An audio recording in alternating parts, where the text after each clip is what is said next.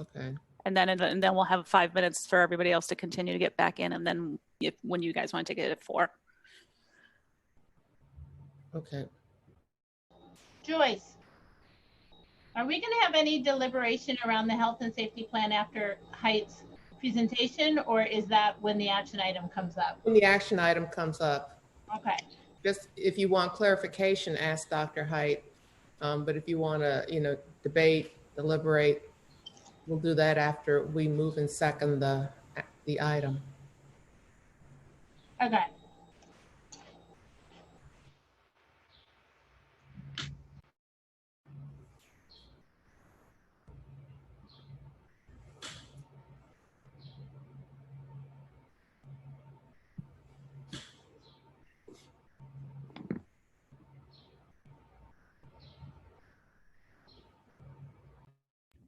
Board members, the time is now 4 p.m. You may begin when you're ready. Thank you. I believe I have all my board members here. Dr. Height, are you on? I see you now. Thank you. Good evening, everyone. This afternoon, the Board of Education is meeting to reconvene last week's July 23rd recessed action meeting. On Thursday, July 23rd, the board met to consider the district's health and safety plan, which is a core component of the district's larger plan to reopen schools this fall. The original version of the plan was created through the work of a core team of 49 individuals that included district leaders, parents, principals, and assistant superintendents who are aided by constant consultation with the city's health department and local health experts affiliated with CHOP. The plan was also informed by over 35,000 responses to district reopening survey, 6,000 responses to PFT reopening survey, and online feedback form, virtual town hall meetings, and regular meetings with large urban school districts across the country. In planning for our meeting last week, board members opened the floor to an unlimited number of speakers on the topic of reopening and heard from more than 100 speakers during the evening. In hearing from these speakers, it became clear that fundamental revisions to the health and safety plan needed to be considered, and Dr. Height asked to recess the meeting so that he and his team would have time to make these revisions. We're gathered this afternoon to now complete this work.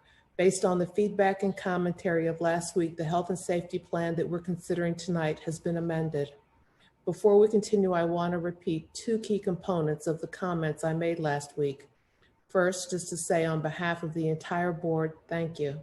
We're also parents, grandparents, friends, neighbors who love our students and teachers and see just how hard our school community has worked to navigate this challenging year. Board members also appreciate the many concerns voiced by our school communities regarding educational opportunity and equity, along with health and safety of our students, teachers, and staff, particularly during the COVID-19 pandemic. As we prepare for the upcoming school year, which is and will continue to be impacted by unpredictable nature of the coronavirus, board members will remain flexible in adapting and responding to the needs of our school communities while continuing to prioritize student learning. This will be a difficult year, and we look forward to working together as one community to meet these challenges. The second thing is advocacy. Last week, I outlined 2 clear actions that we can take immediately to advocate for additional funding to support our students and communities through the upcoming year. I'd like to reiterate these vitally important points. First, earlier this summer, Pennsylvania created a new COVID-19 disaster emergency health and safety grant program to provide funding to school districts. This program uses an inequitable formula to distribute funding. Under the formula that was adopted, Philadelphia received less than every other school district in the Commonwealth based on average daily membership. If these funds had been distributed using the fair funding formula, the district share would have increased from $13 million to more than $40 million. Governor Wolf can fix this. The governor has more than $100 million in emergency education relief funds that can be used to make sure Philadelphia students receive their fair share of state funding. We're urging you to call the governor's office today and tell him to use CARES Act, governor's emergency relief funding, to right this inequity and ensure that our students have the same opportunities as all others in the state. Secondly, earlier this week, the United States Senate Republican leadership released its proposal to provide school districts with additional emergency federal funding. While the proposal includes $70 billion for our nation's schools, the School District of Philadelphia would likely not receive a significant portion of its share due to requirements around in-person instruction. No matter how we open, this additional funding is essential to keep students and staff healthy, safe, and learning when school begins in this fall. We need to make sure that Congress includes this $70 billion in education funding in the final agreement on the next emergency bill, and we need to make sure that this funding can be used to meet local needs and not put us in a position where we have to choose between health and safety of students and staff and the financial support needed to keep students learning. We urge the Philadelphia community to reach out to our senators and congressional members and ask them to provide our schools with $70 billion in emergency funding that does not prohibit school districts from making the best decisions for their students and staff. This will help us address local revenue losses, make sure students and staff are healthy and safe, and keep students learning when they're not in school buildings. Please go to www.philasd.org/fundOurSchools to contact information for Senator Toomey and Senator Casey, Congressman Boyle, Congressman Evans, and Congresswoman Scanlon. I'll now begin tonight's meeting by asking Vice President Ahea Hinton to make a general announcement for our guests. Good evening. At every Board of Education meeting, a representative from the Deaf Hearing Communication Center is here to provide sign language interpretations of the proceedings. The proceedings of this meeting are being streamed live on the internet at www.philasd.org/live, LIVE, and can be seen on PSTV's Comcast Channel 52 and Verizon Fios Channel 20. The proceedings are also being recorded by the School District of Philadelphia. The school district recordings are protected by the copyright laws of the United States and may not be used in any manner without the express written consent of the school district. By participating in tonight's meeting, members of the public acknowledge that the school district may use its recordings for any purpose without obtaining permission or paying any compensation. Thank you for your attention. Thank you, Vice President Ahea Hinton. Ms. Rout, please call the roll. Thank you, Madam President. Mr. Akbar? Present. Ms. Danzy? Present. Vice President Ahea Hinton? Present. Ms. Fix Lopez? Present. Mr. Huang? Present. Dr. McColgan? Present. Dr. McIver? Present. President Wilkerson? Present. Thank you. Thank you, Ms. Rout. I'm now going to ask Dr. Hite to provide the board with information on the updates to the district's health and safety plan for reopening. Dr. Hite, please begin your presentation.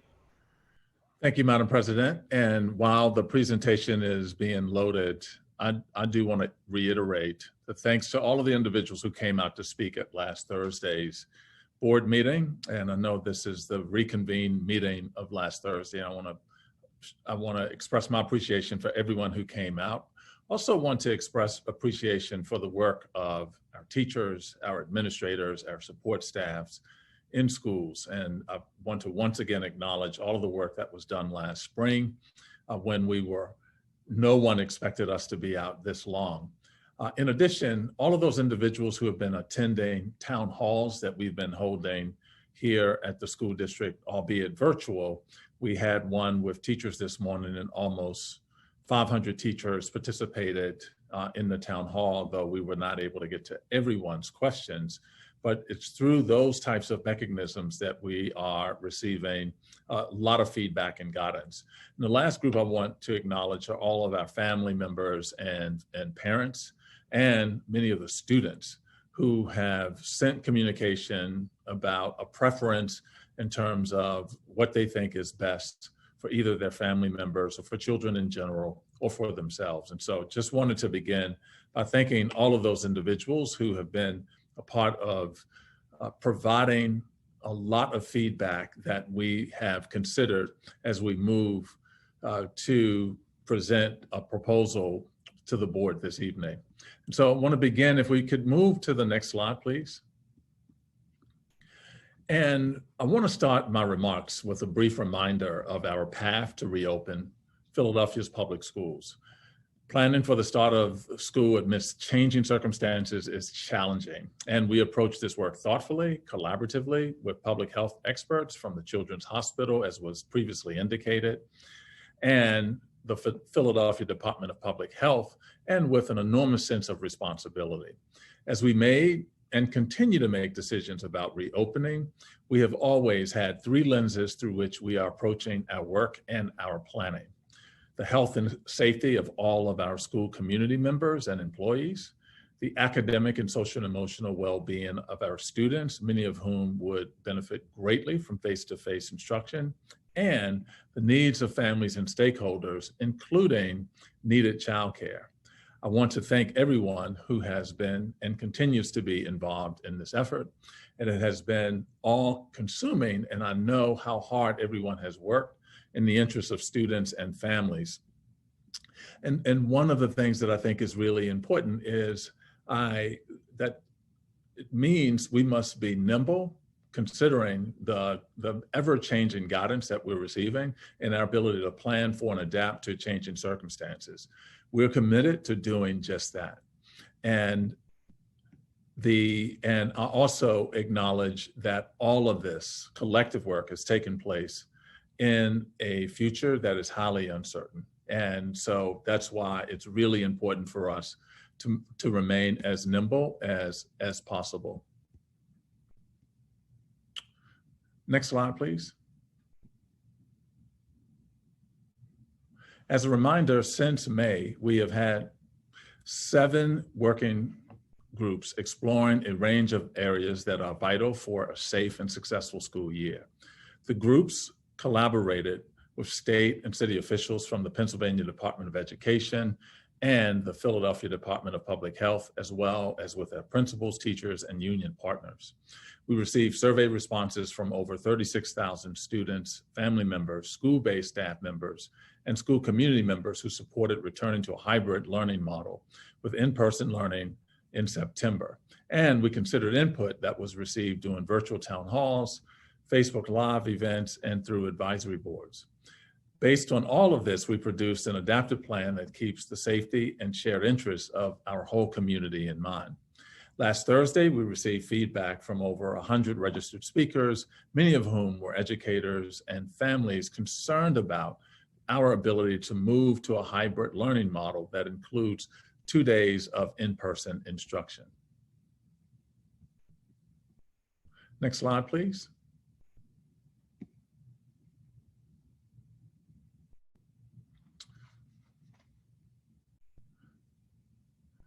As we transition, as we look at the upcoming school year, I think one thing that's really important is that we consider all of what we heard from last Thursday, and we have evolved our plan as a result of that. And now our plan will begin with all young people starting in a virtual model, and that model will then go through the end of the first grading period, which is November 17th.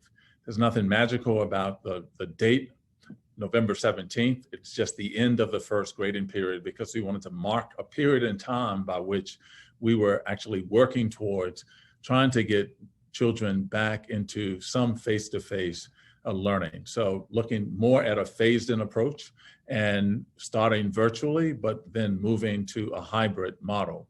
And as we transition to the hybrid model, we'll prioritize students with complex needs and their youngest learners. As research suggests, they benefit most from face-to-face instruction. We will then phase in other student populations and grades so they can also benefit from face-to-face instruction and in-person support from teachers, counselors, and other school-based staff. Based on this approach, we will not be moving forward with the Digital Academy as previously proposed. For the hybrid model, we will continue to evaluate options for families who wish to continue with a fully digital model that prioritizes students being taught by teachers in their enrolled school. Like districts across the country, adaptability is critical as we approach this school year so that we can move along the continuum of digital and face-to-face learning when necessary in response to changing transmission rates and emergent public health guidance and best practices.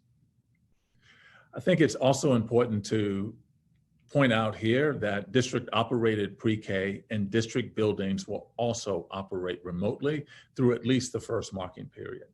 Chromebooks are being purchased for students enrolled in district-operated pre-K programs and will be distributed to our pre-K families as soon as they are available, so that preschoolers can also receive daily digital instruction until the school buildings reopen for face-to-face instruction. By implementing a daily schedule that provides opportunities for hands-on independent activity as well as teacher-facilitated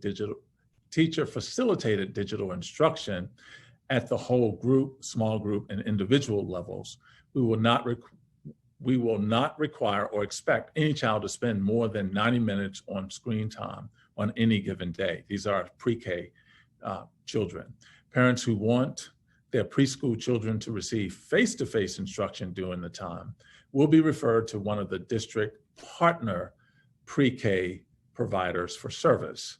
You can get more information about pre-K options and register online for one of the more than 200 locations for the 2020-2021 school year by visiting philasd.org/pre-K. Can we move to the next slide, please?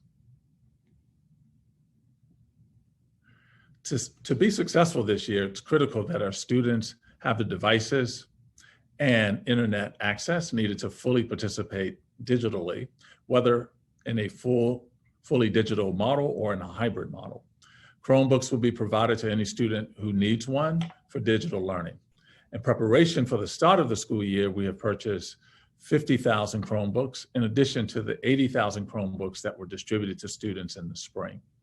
This includes 10,000 Chromebooks for district pre-K students. If students need a device for digital learning, they will get one. We're working on options to make additional Chromebooks available, and we want to make sure that they can be distributed as conveniently as possible for students and families, and we will share that information as soon as it's available. We're also coordinating with city leaders who are working with numerous local internet companies to provide reliable internet access to all Philadelphia students who need it for the start of the school year and throughout the year. To support these efforts, all student households are being contacted by both email and a direct phone call to determine if they have access to reliable internet and a Chromebook. It's critical that our teachers and school-based staff also have access to the devices they need to support students digitally. All principals, assistant principals, teachers, and counselors have laptops, and school secretaries will be receiving laptops in the coming weeks. We're also working to ensure that key school-based staff who have been identified as needing a device will also receive one.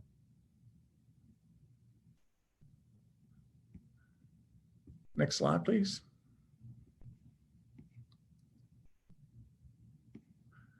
As always, student achievement is at the forefront of the district's priorities.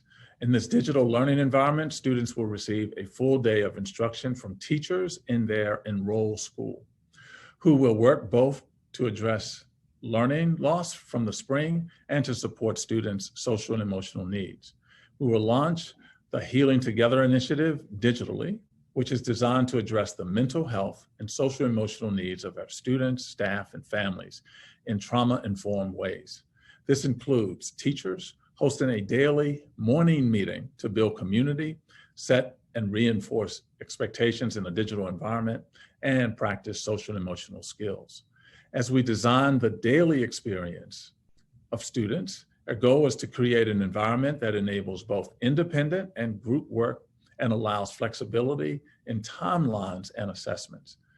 5 days a week, students will participate in both synchronous instruction synchronous instruction or instruction in which the teacher and students are actively engaging with each other, and asynchronous instruction in which students complete independent tasks. Daily synchronous instruction will include whole class direct instruction, small group instruction, and small group collaboration.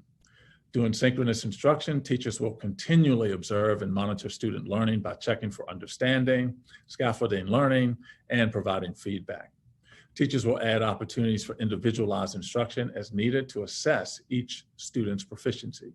We learned in the spring that the teacher-led instruction and availability is critical for success as it leads to high levels of student engagement. In order to maximize this instructional time with their teacher, students will apply learned skills and practice independently during asynchronous instruction. Teachers will be equipped with resources necessary to make the instructional design a reality in each of their digital classrooms. The Office of Academic Supports will provide teachers with the following resources, which will be adapted to the virtual environment. English language arts and mathematics frameworks, which will outline the philosophy for teaching of subjects and expectations for curriculum implementation. Year at a glance and quarter at a glance documents for each subject that include scope and sequence, content detailing topics to be taught each day, and fully developed daily lessons for the first 4 weeks of school, and finally, professional learning sessions on the development and planning of lessons aligned to the foundational expectations for instruction. We'll be providing students with resources as well, and are developing a plan for safe and efficient pickup of materials similar to our Chromebook and meal distribution sites. In addition to Chromebooks for all students who have not yet received them, these resources will include core texts and workbooks for English language arts and math, printed copies of lessons for those who prefer them, and additional paper materials for students with disabilities and English learners. It is critical that we maintain a particular focus on our students with unique needs. Additional resources will be available for these students and their teachers. Specialized schedules will be developed for students with varying disabilities. Students who need support engaging with technology will receive assistive devices. Teachers who work with students with disabilities and English learners will receive specialized professional learning sessions and guidance documents. And paraprofessionals who support these students will be given additional access to technology and professional learning. We're also exploring the possibility of providing related services to students with disabilities at distribution centers for meals and materials. For students experiencing homelessness, we will continue to distribute hotspots and backpacks with supplies. We're also committed to engaging students in athletics and extracurricular interests whenever and however possible. The Office of Athletics Return to Play Plan, which I discussed at length last week, will be implemented with guidance from the CDC and the Philadelphia Department of Public Health, and in collaboration with the city once Philadelphia reaches the green phase of reopening. Some athletic components will occur digitally in the meantime, including coaching, mentoring, and organizing of NCAA meetings. Schools will also continue to remotely offer and host extracurricular activities that are possible in a digital setting. Next slide, please.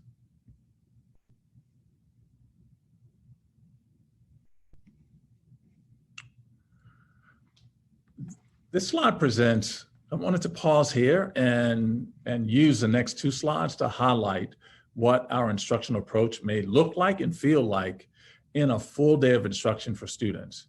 So let's walk through the digital day of a fictitious 4th grade student. For the purpose of tonight's presentation, we've named this student Michaela from Hartramp Elementary School. And it's just it's not a made up school, but it is a made up 4th grader. To start the digital day, Michaela gets her materials ready for the school day, opens her Chromebook, and logs onto the online learning platform. She starts her day with a morning meeting where she greets her classmates and completes a team building activity. Michaela's first academic class is reading, and during the instructional block, she participates in whole group instruction, small group reading, and independent writing. At the end of the block, she submits a draft writing assignment that the teacher will provide feedback on tomorrow. She takes a 5-minute break and then joins art class. Michaela logs off and eats lunch with her sister. Her family picked up the meals from the district earlier in the week. After lunch, Michaela works with her teacher in a small group. The next day, Michaela is aware she'll be working independently to practice what she's learning today. Michaela's last class is science. She observes a short virtual experiment and engages with the teacher and class to develop a hypothesis and write a science report. Michaela then logs off and completes her independent reading. She does her homework and gets ready for the next digital day of school. Next slide, please. So just as we wanted to show what a day in the digital life of an elementary student would look like, we also wanted to show a day for a high school student. And just like Michaela, we're going to use Chris, who's also a fictitious 9th grader at not a made-up school, but at Northeast High School. Chris starts his day checking to make sure his Chromebook is charged. He logs into the learning platform and reads the announcements for the day. He then logs into his morning meeting. Next, Chris goes to his synchronous algebra class. The teacher reviews open-ended problems the students solved yesterday independently. In history class, Chris participates in a synchronous seminar debating an amendment. At the end of the class, students are assigned positions for a persuasive essay they will write throughout the week. Chris's English class is a focused discussion on short stories students read for homework. From there, he logs into a virtual session with his advisor, which starts with a rapid whip around of one positive thing each student did yesterday. After class, he has a 5-minute break. For physical education, Chris and his class participate in a virtual Zumba class. After class, he logs off his computer and has lunch. The afternoon starts off with a small group lesson with his algebra teacher. He's able to get clarity around the problems he and his fellow students struggle with doing earlier in the morning. After the small group, Chris opens up his history classroom to read some of the primary sources and outline his argument for the persuasive essay. Chris logs off to take a break, but plans to log on later in the evening to prepare for tomorrow. Next slide, please.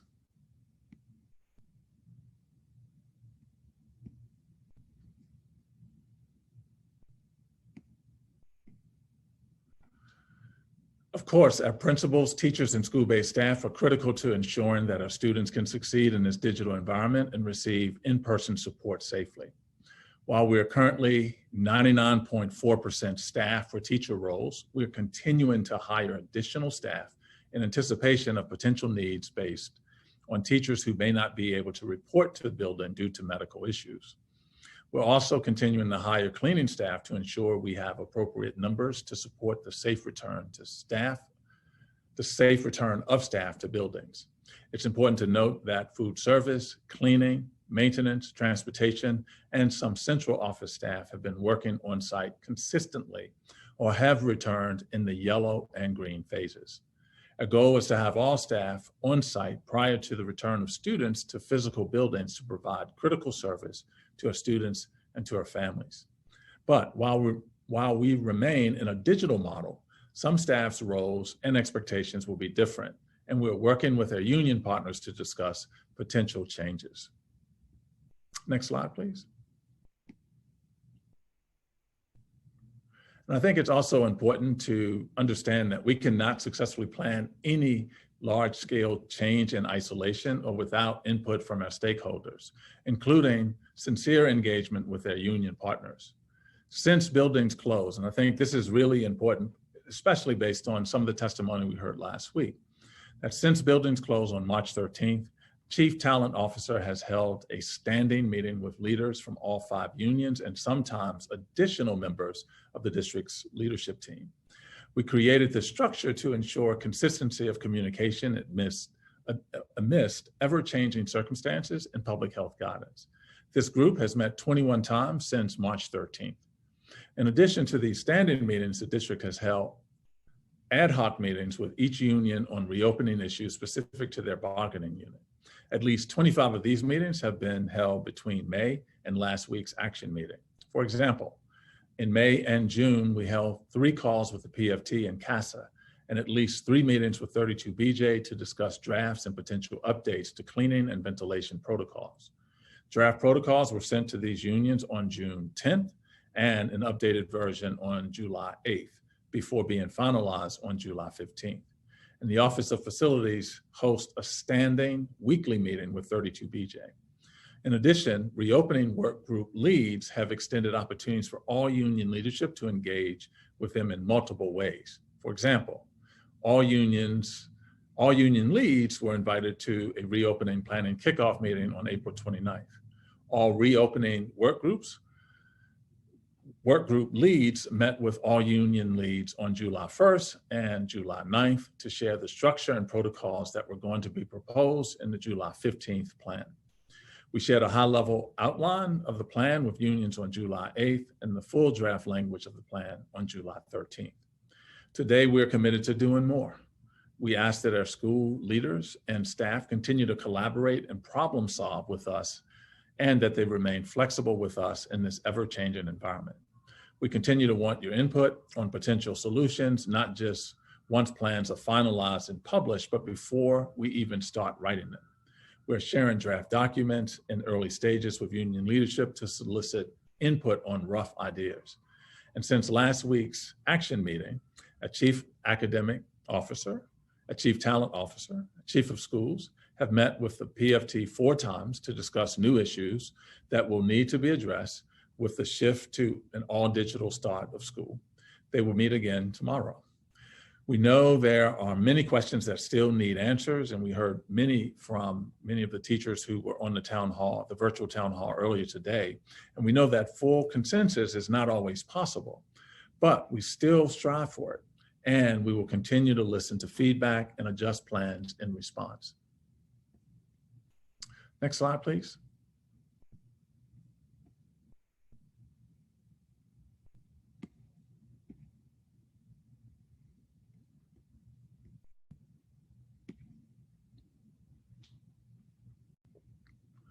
I'd like to turn now to training and professional development and how we will work in collaboration with principals, teachers, and school-based staff to prepare to teach and support students digitally, both as we start the year in a fully digital model and as we progress to a hybrid model. This year, teachers will have more professional learning needs, and we have little time to meet them. So professional learning needs to be relevant, focused, succinct, and scaffolded. Professional learning sessions will be held virtually to maintain the appropriate distancing and reduce barriers to participation, thus allowing us to reach a larger audience and support more employees. In August, school-based staff will engage in professional learning that focuses on the use of digital resources. We learned in the spring that this training is critical to ensuring our staff are prepared to teach digitally. These trainings will focus on using Zoom and Google Suite, Google Meet, Classroom, Docs, and Drive. In other words, the whole Google Suite. Implementing instructional expectations in a 100% digital environment, supporting the social and emotional development of students, and implementing trauma-informed virtual practices. After the start of school, we will continue to offer existing district-wide professional learning adapted to our evolving circumstances.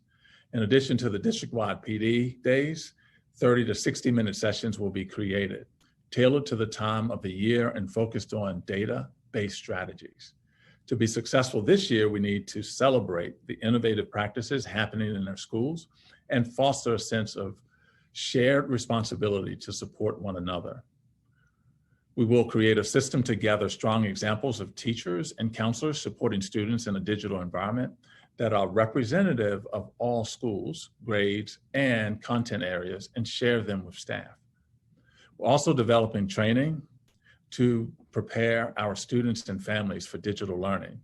This year will be challenging for our students, our families, our guardians and staff, and we all need to be prepared to learn alongside each other. Next slide, please. In addition to preparing our workforce, we continue to prepare our buildings to be safe and healthy learning environments. This includes implementing health and safety protocols for deep cleaning and disinfecting in all school buildings, training staff on high-touch cleaning areas and use of electrostatic backpack sprayers, and repairing and replacing sinks, and soap and towel dispensers. We know ventilation is a significant concern for both families and staff. The information we learned about transmission of this virus and the impact of ventilation continues to evolve, and we are diligently following all recommendations from the Philadelphia Department of Public Health and other public health experts. Following recommendations from the CDC and the American Society of Heating, Refrigeration, and Air Conditioning engineers, we are increasing the circulation of outdoor air as much as possible in our buildings by adjusting existing HVAC systems and fixing windows and adding window fans in buildings without HVAC systems. All of our buildings were assessed using a ventilation checklist approved by the American Federation of Teachers, Environmental Protection Agency, the CDC, and other experts. This assessment identified 22 schools with acute ventilation concerns in either the entire building or certain classrooms related to limited windows or systems or system function issues. We're working to increase air circulation in these buildings using the strategies described. If we are unable to address these issues, the room or space will be taken offline. In order to certify buildings as ready to occupy, we have also contracted with a certified air balancer who will determine how many occupants are permitted in each room based on the availability of fresh air. In addition to acting on recent public health guidance, we continue to address environmental issues and make capital improvements. Since March, 61 capital projects have been underway, including boiler replacements, roof replacements, improvements to CTE classrooms, and 147 classroom modernizations. By August 15th, we will have completed paint and plaster stabilization projects across 24 schools and removed 192,000 square feet of asbestos-containing material and 60,000 linear feet of asbestos-containing pipe insulation since shutting down in the spring. And by starting the year fully digitally, we will be able to take on around 45 additional projects that were planned for later in the year to ensure that more buildings are fully operational before staff and students return. Next slide, please.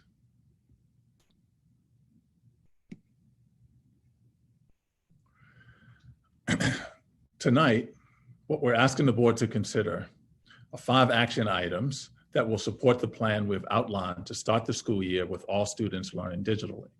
The first action item that I'll highlight here is the proposed changes to the 2020-2021 academic calendar.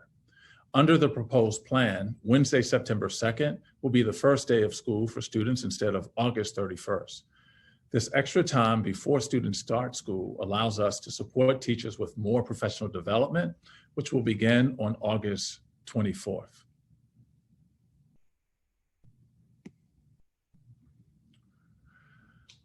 Next slide, please. The second action item that I'll highlight is the district's health and safety plan, which is required by the Pennsylvania Department of Education. The PDE Health and Safety Plan is a technical document that includes detailed safety plans and protocols across the state's broader color-coded reopening phases, as well as necessary resources, materials, and professional development. PDE provided the template for all school districts in the Commonwealth to complete and required that the plan be tailored to each district's unique needs. All districts' approved plans are posted on the district's website and on PDE's website. This plan has been updated to reflect starting the year with all students learning digitally. The third action item is the district's return to play plan, which I mentioned earlier in this presentation. As I noted, the return to play plan will be implemented with guidance from the CDC and the Philadelphia Department of Public Health, and in collaboration with the city once Philadelphia reaches the green phase of reopening. The fourth action item is the Healing Together initiative, which I also mentioned earlier in this presentation. All components of Healing Together will be delivered and supported virtually, and all will incorporate an explicit emphasis on equity and anti-racism. The fifth and final action item I want to highlight authorizes a memorandum of understanding with the behavioral health providers selected to provide services in each of our schools. That's right. This year, for the first time, there will be a behavioral health provider assigned to every school in our district. This will increase access to mental health services for students and families, and the services provided will complement, not replace, existing services. We are working to ensure that these services are accessible this fall in a virtual environment. This intensive Behavior Health Services Initiative, or IBHS, represents more than 5 years of planning and collaboration with city agencies, with principals, students, and families. I want to thank Mayor Kenney and the leadership at DBH and CBH and Health and Human Services for their support.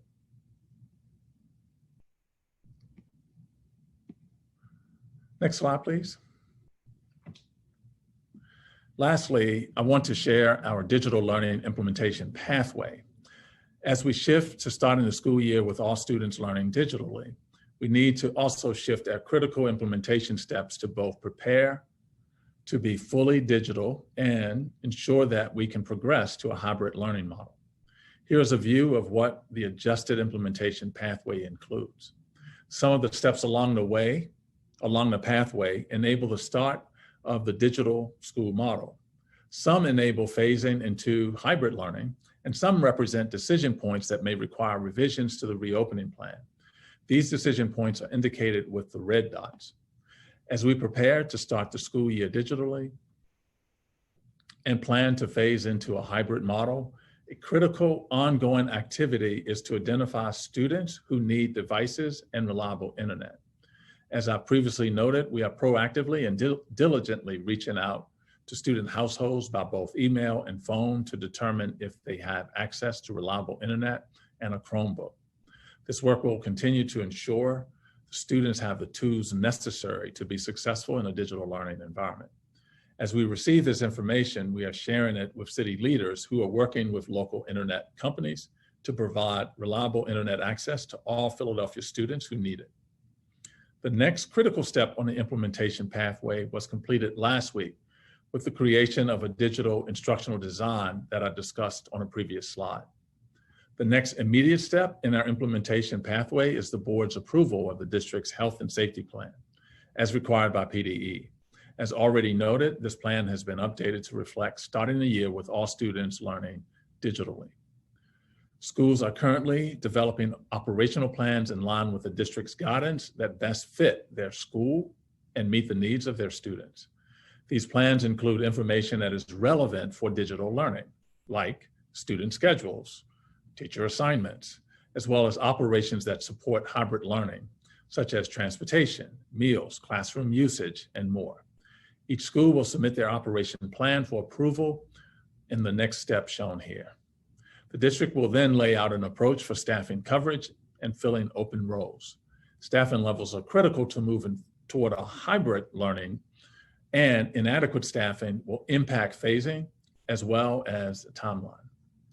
Following our staffing plans, we will ready our facilities and school buildings and procure health and safety supplies, including face coverings, necessary cleaning materials, and signage. As we move into the third week of August, we will complete a full readiness check to ensure that we are prepared to start the school year with all students learning digitally. This will be followed by staff professional development, which will take place a week and a half before students return and include training on digital platforms and resources, as well as instructional design. As already noted, the district is proposing that September 2nd be the first digital day for students. Our last step shown here will continue throughout the school year as we monitor public health guidance, prepare to return staff to buildings prior to students, and phasing into hybrid learning and track student engagement and academic outcomes. To support all of these efforts, we are creating a readiness report to help track progress along our implementation pathway, including additional readiness checks in advance of staff returning to buildings and phasing in hybrid learning. The readiness report is being updated to reflect starting with a digital model and will be available for the August action meeting and in preparation for the start of the school year. I'd like to reiterate two things. First, starting the school year with all students learning digitally does not mean we are decreasing our emphasis on student achievement and student learning. Instructional rigor, quality teaching, and academic supports remain crucial components of the 2020-2021 school year, regardless of the method in which students are attending school. Second, we will continue to remain flexible through the start of the school year as we prepare for hybrid learning, and will continually adapt our approach to meet public health guidance and the needs of our stakeholders. And with that, President Wilkerson, I conclude my remarks. Thank you, Dr. Height. I noticed there are also two ratification items that pertain to the reopening plan. If you could comment briefly about the consulting services from Accenture and Ernst & Young. Yes, thank you. Those two entities actually have been working with us from the start to help us develop and do the cost analysis associated with that. Accenture has helped, as they have with multiple large urban districts like ours. They're also working with LAUSD, New York City, Chicago, and they have been doing some work with us. And we wanted to continue that work beyond the work that they were providing based on getting support from the business community in order to help us. And so we had to do the ratification in order to accept the services that have already started for both Accenture and Ernst & Young. And was Comcast involved in identifying the providers? Can you explain that? There's confusion about that. Yes. So yes, and so Comcast reached out very early on and wanted to provide some support, particularly around project management and analysis and some financial assessments. And so they provided multiple cities where they were operated with the services of both Accenture and Ernst & Young. And that's why we were very familiar with what was happening in other locations because it was Comcast that supported those two entities to assist. Okay, thank you. At this point, we're going to take board member questions. And I'm going to start by calling on board members in small groups. We'll begin with Dr. McCulkin and Dr. McIver. Oh, I wasn't expecting to be first. I have so many. All right, so my first question is, why are we waiting till November 17th to phase in the youngest of students, particularly our pre-K? I'm really disturbed about that our pre-K is going to be digital, and our kindergarten and first and second grade students, particularly in light of the fact that we know that they're less likely to contract, have significant symptoms, and or spread the infection. Yeah, so I'll take that, Dr. McColgan. And because it as I indicated, it wasn't anything magical about the 17th. It was a point in time. And that point in time is after the first grading period. And that allows us with a specific set of time that we can get in and do other things with buildings. Some buildings will be cleared before that. And we are also creating criteria if in fact there are educators who want to teach from their classrooms and work with young people, albeit in small groups. We're also developing criteria for that to happen if they so choose to do that, but we don't have those criteria developed yet. So it just gave us a specific period of time in which to create the readiness for all of our buildings for everyone to return, if in fact it's safe at that time to return. And I had questions even from last week in regard to the communication plan among all the different administrators that have an authority over different things and helping to develop this plan. How are you looking at thinking about previous failures of communication? What's your communication plan as continued decisions are made in regard to monitoring and assessing changes? Yeah, all of those things are going to be captured in the milestone document. And I talked about that on the path to reopening. And so we are systematizing the things that we're trying to accomplish. And I'm not so sure. I mean, you talk about it as communication failures. We talk about it as trying to be responsive to all of the survey documents and all of the information that we received. And people may not have liked the plan, but we were trying to be responsive to what we heard. I'm sorry, I didn't mean communication failures for the reopening. I meant past communication failures. Oh, I got you. Yeah, thank you for that. So yes, we're trying to use all of the available modes and all of social media. We have a whole, as you know, we have a whole web page dedicated to this. I do Facebook Live. We have virtual town halls.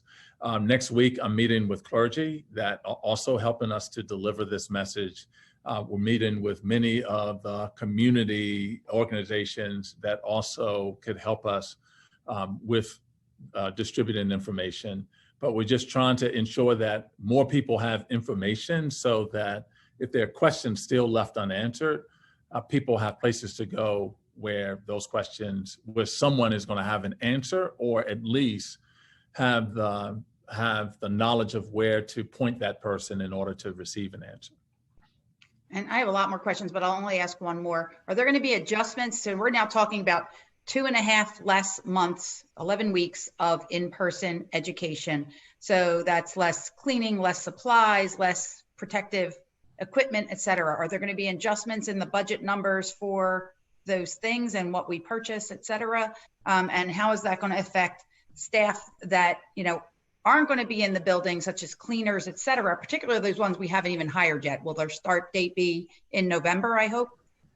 Yeah, so some of that we talked about. I talked about on one of the slides in terms of we're thinking of ways that we can repurpose individuals to actually provide support for children who may need a drop-off location, or who may, or it may be supporting meal distribution, or it may be supporting other types of distributions that we have.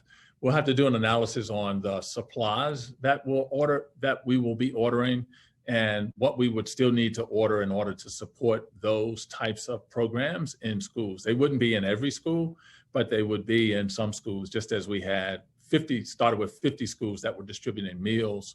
We still had to have supplies for those. And so we'll have, we can do an analysis of that and get that information to the board on whether or not we have to order fewer things, but we would be ordering now for, I think we've placed those orders already.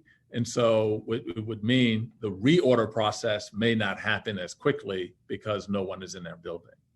Yeah. But we still need the cleaners, and we need the cleaners regardless, just because we want to increase the capacity to actually address buildings and ensure that the facilities are clean and not in disrepair. No, of course, but we're not going to need daily cleaners that are wiping things down every 4 hours. Correct. For 2.5 months. Correct. Dr. McIver? Yes, I have 3 questions. I will keep it brief. The first has to do with the facilities update slide that you presented. And I know I have been asking, for what is the list of what it means for a school to be ready to open. And I feel like this is the closest that we've gotten to having a list. But I had some questions about that. The certified air balancer that tells you how many students can be in a room or how many people can be in a room, I feel like that is different than having a room with 6 feet of distance between students. I feel like, and so I just need some clarification on that before I ask my questions. What does that certified air balancer, what information does that give us that would prepare a school for opening? The air balancer gives us information about, based on the ventilation in this room, you could have X number of children or X number of people in the room and meet the guidelines for the ventilation threshold. And that's my limited understanding of the science around this.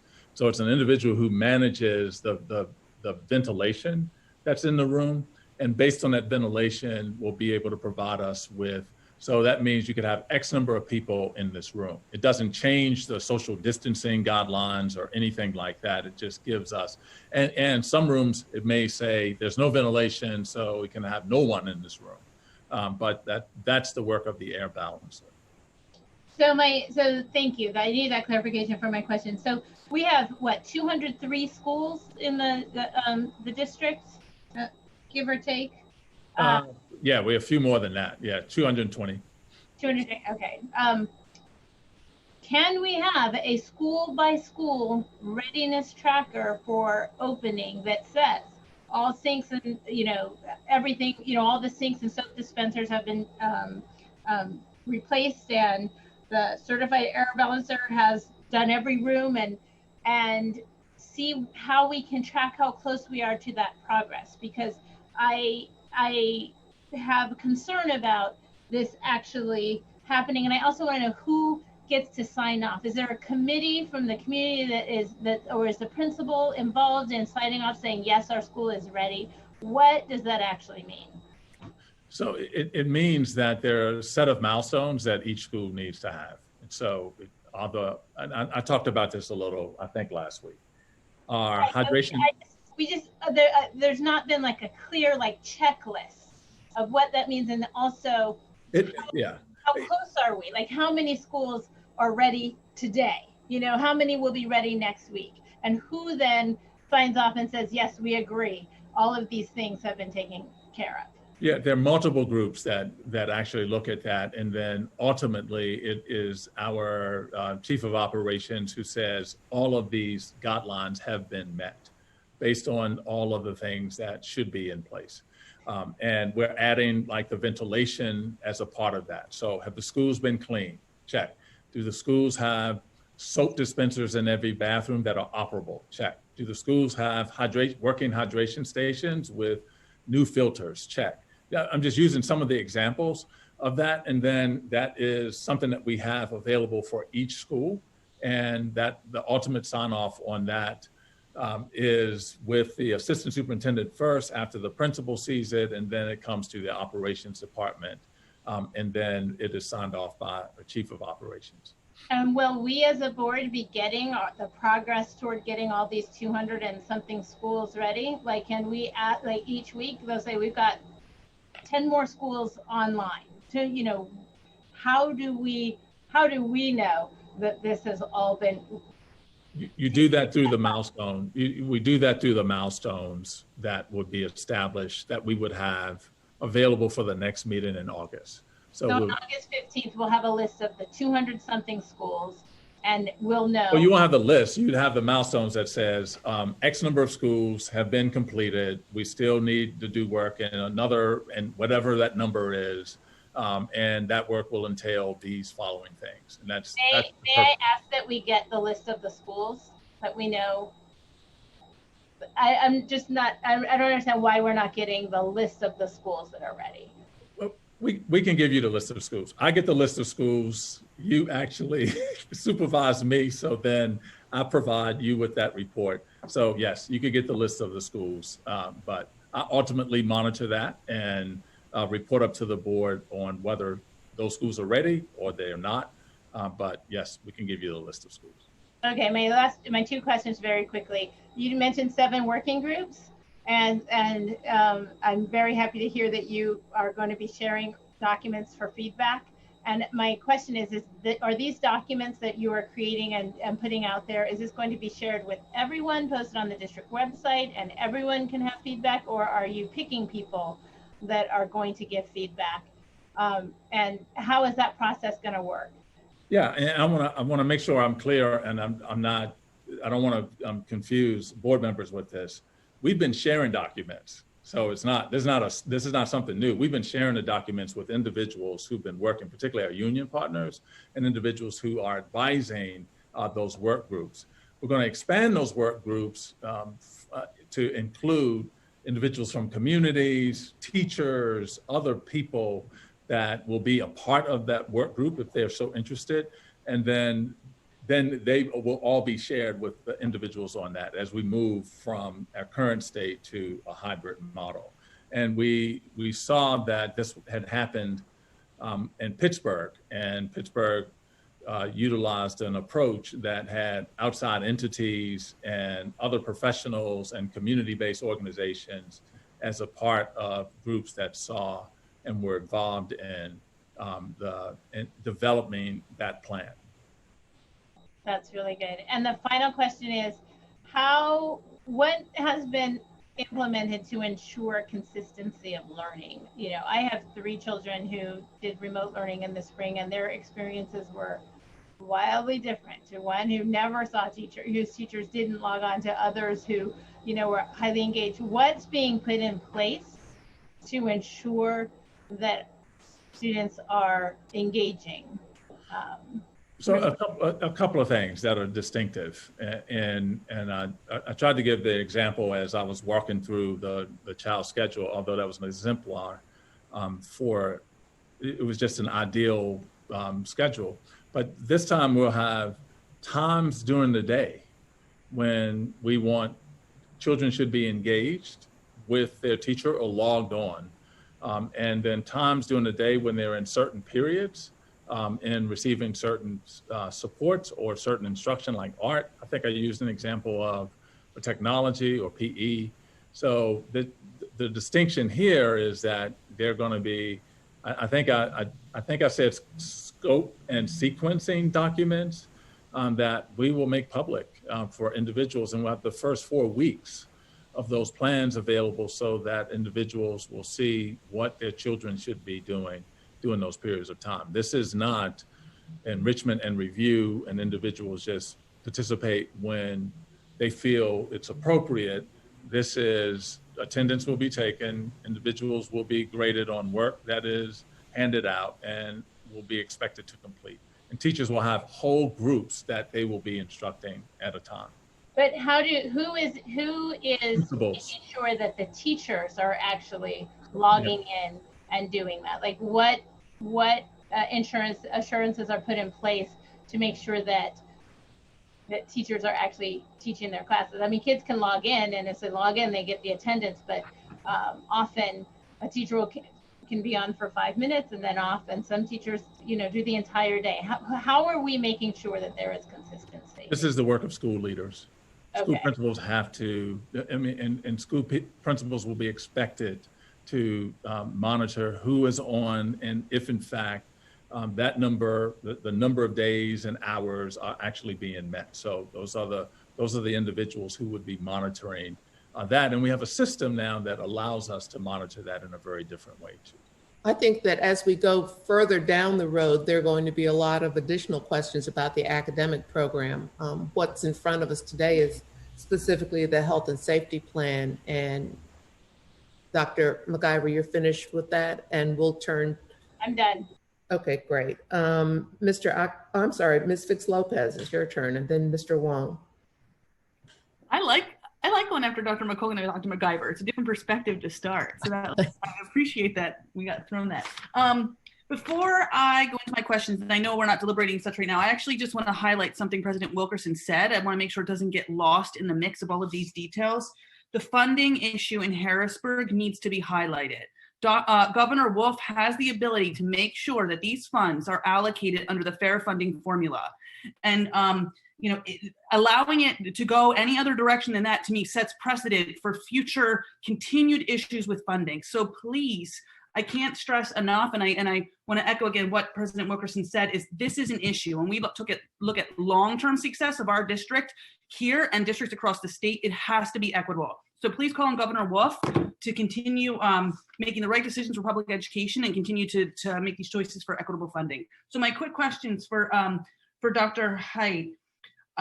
This week, I got the chance to talk to a lot of different advocacy groups, from Parapower. I talked with I talked with Our City, Our Schools, a lot of different groups. And the common theme of their concerns goes back to what Dr. McColgan, I believe, brought up with this idea of communication. And I just want to take it a little bit further. And actually, Dr. McIver also echoed it.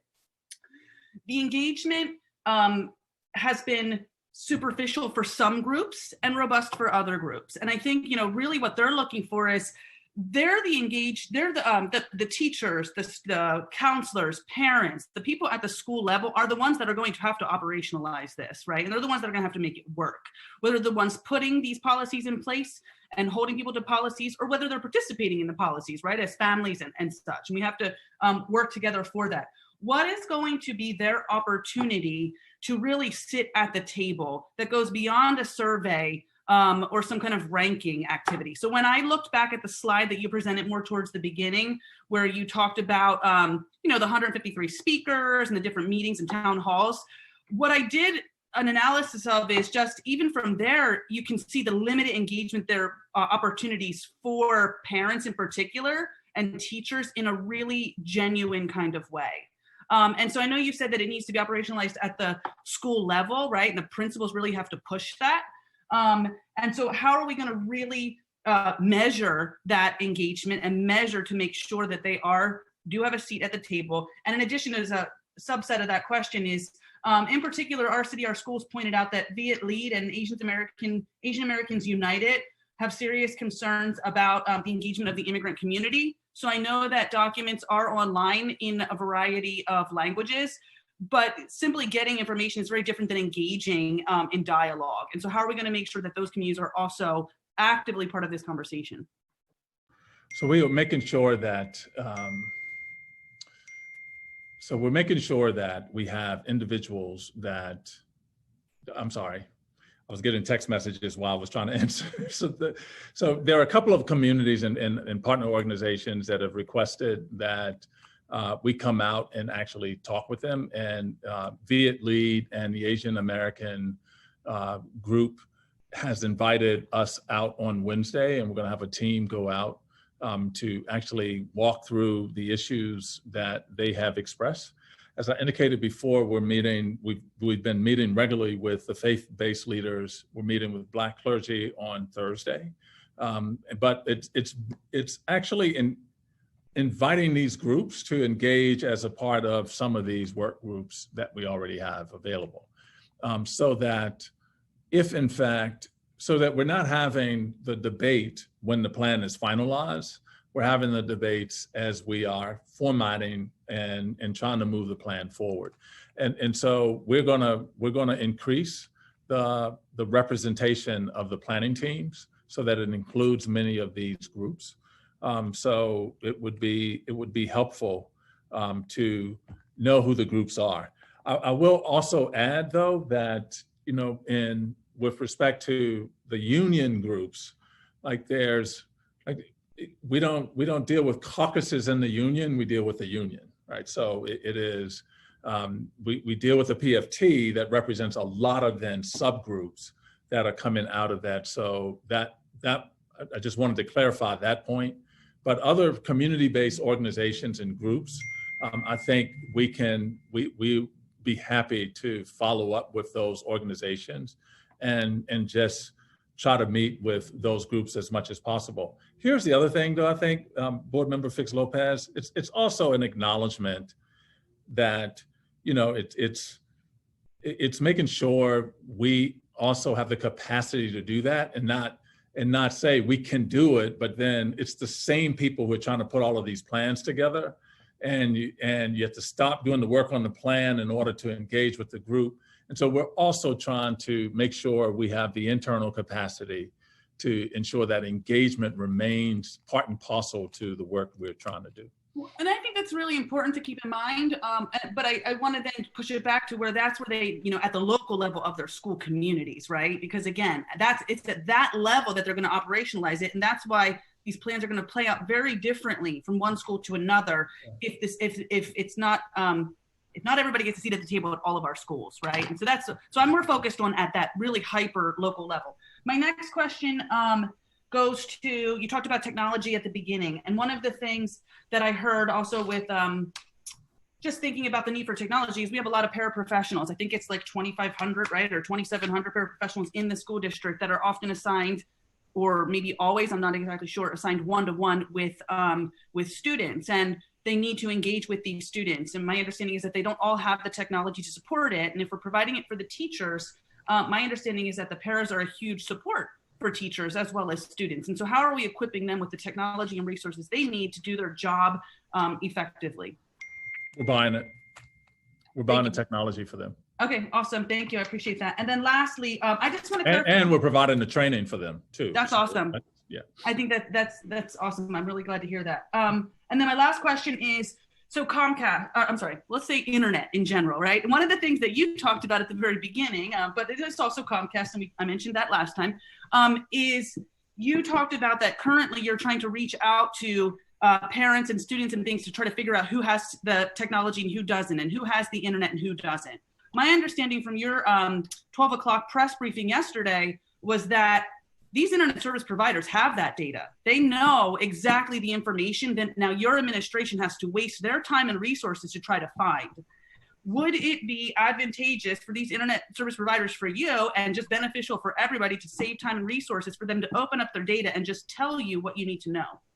Yes, yes, and they are doing that, Board Member Fix Lopez, and we have to triangulate that information because in some cases they may have a household at, and I'm just making up an address, like 10 Marbury Street, and they have, like I said, that household has internet access, but it could be 3 families in that household on different floors, and so they would identify it as access, but we would have 2 families in the household that may not have it. And so they have done it, but we are contacting as well to triangulate the information so that we're getting the best information, the cleanest data we can about this. And I'll just add here, I think it's an important point, that the best way to know this is if families don't have access to internet, if they would let their school principal know or someone at their school know, then that's the easiest way for us to actually solve that problem. And we've been asking for that type of and that level of communication. So just like with the Chromebooks, if you don't have one and you need one, let your principal know, and then we can actually match the solution to the individual that does not have it. Okay, I appreciate that. And I just think it's an important reminder for us of like, this is an unprecedented time, and we need to understand that, you know, it might not always be dollars in a sense that people can give, but data is just as valuable and it saves time and resources. And so, you know, the city, corporations, state and local governments, we have to be working together on this. Thank you. That's it. Mr. Wong? 2 questions, Dr. Haidt. First, echoing Dr. McIver's question around monitoring, we're holding you accountable to student achievement. And while both the ability to produce that and the ability to track that will undoubtedly be impaired given the circumstances, I wonder if you could speak to what tracking is possible and what we as a board and the general public can expect in terms of student achievement metrics that can be reported on throughout the year. Yeah, so naturally, whenever we have the ability, Board Member Wong, to do an assessment, we have to start with where children are now and make sure we determine where they are and what they will need in order to move to where they should be, given their grade and their time in school. But once that's done, there are other indicators that we could also track, indicators like attendance, indicators like the period-to-period sign-ons that would be indicators like the children who are participating and turning in the assignments. And so they're things, they're milestones that we can monitor. And most of them are around assessments, but if they're computer-based assessments, those things we can report out on and say that we understand that children are here when they should be here. And that could be either good or bad, and then we would make adjustments accordingly. But it's generally attendance, assessments, and we could also do like who's engaging with behavior health things in schools as well. So there are multiple ways to track that. But if in fact individuals are logged into online programs, we could actually look to see who's participating in those activities. I look forward to seeing that both system-wide as well as disaggregated so that we can monitor geographic differences, equity issues, what have you. Second and final question, and echoing Board Member Fix Lopez's question around engagement. Given the need to be flexible and nimble throughout this school year, can you elaborate how we're going to work with our professional educators? And in particular, how do you calibrate giving principals and teachers sufficient guidance so they have some sense of how to proceed, and at the same time giving them sufficient latitude to do what they do best since they're the closest to the students that they serve? That seems like a balance, and hoping you could speak to that.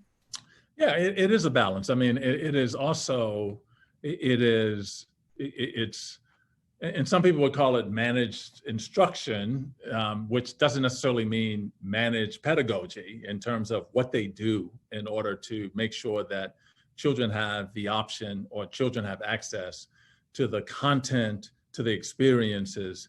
They may form those experiences in a way that best meets or responds to the interests of their children, but the experience is what we're going to be monitoring. Like, so we want people to have morning meetings with young people. We want literacy blocks and math blocks. We can monitor those things, but what we're going to be relying on the professionals who are the educators to do is what they do inside of those blocks in terms of the time.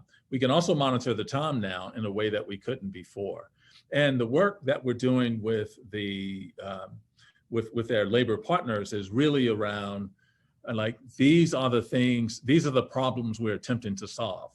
And what are your thoughts about solving these problems? Because at the end of the day, we will have to give and provide expectations for staff members. And then those expectations are going to be more direct about what children should be engaged in doing a day, doing the digital approach, or doing digital instruction. Okay, thank you for that. Nothing further.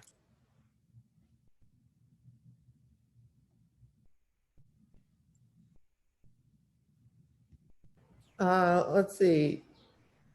Ms. Zahia Hinton, then Ms. Danzy, and finally Mr. Akbar. Vice President Nahia. Yes, I had to unmute. I'm sorry. I have a few questions. I'm going to try and keep them not as complicated, but they all are. You talked about our population of students who have varying, unique needs, Dr. Height. And I think that a number of the board members asked about the staff that are like the paraprofessionals that support these students. How is it that, I mean, I know they're going to get laptops and stuff, but how do you guys envision that they're going to be providing support? So I was just trying to get an idea. Yeah, it is understanding what children are working on and actually logging in with some of those children who they're working with on a normal basis, and supporting those children when they're doing certain assignments. And we actually did this summer in the ESY program and in the summer school program, and found it to be a lot more effective because there were multiple adults then who had digital touch points with children at more frequently. And so it's much harder to do, although many of our paraprofessionals were doing it using their own cell phones. They were trying to text students to make sure they were getting assignments back in. But we just thought it was more appropriate to ensure we were able to get as many adults who were there to support the students equipped with the necessary technology in order to provide those supports. Okay, thank you for that. I know that we've talked about all of the support services that have been in the works for 5 years with, behavioral health, with DBH and CBH, et cetera. I know that in looking at the milestones or checkpoints, for lack of a better description, where will the counselors fit into this? Like, at what point? I know that as part of the day-to-day that kids are going, I see that there's an advisor. Is the advisor an actual counselor? Is that a different function and role? And if it is a different function and role, where will school counselors be connecting with kids who, because they do have those relationships, especially with children that they had them last year? Yeah, and many of our counselors actually were engaged with children, particularly at the end of the last year in the spring, and around many of the social and emotional things that young people were dealing with. But to your point, the behavior health systems and supports are going to be in addition to the counselors who are in schools who can work with young people. But counselors will be doing things like social and emotional learning. They will be helping to create and reinforce the relationships with young people. There will be times to check in. And they will be doing those things that, particularly in the high school, with that many counselors are busy doing, preparing like children to apply for college and getting them logged in and signed up for the SAT, Naviance, and other things that young people are working on. But they play a critical role in helping. And the Healing Initiative, the Healing Together Initiative, is in addition to that work, as well as the behavior health is in addition to that. But so the behavioral health is separate from the program that you're talking about. That's yes. separate. Okay. Yes. All right. So and the behavior health, just to provide some more context for that, that's like expanding the STEP program.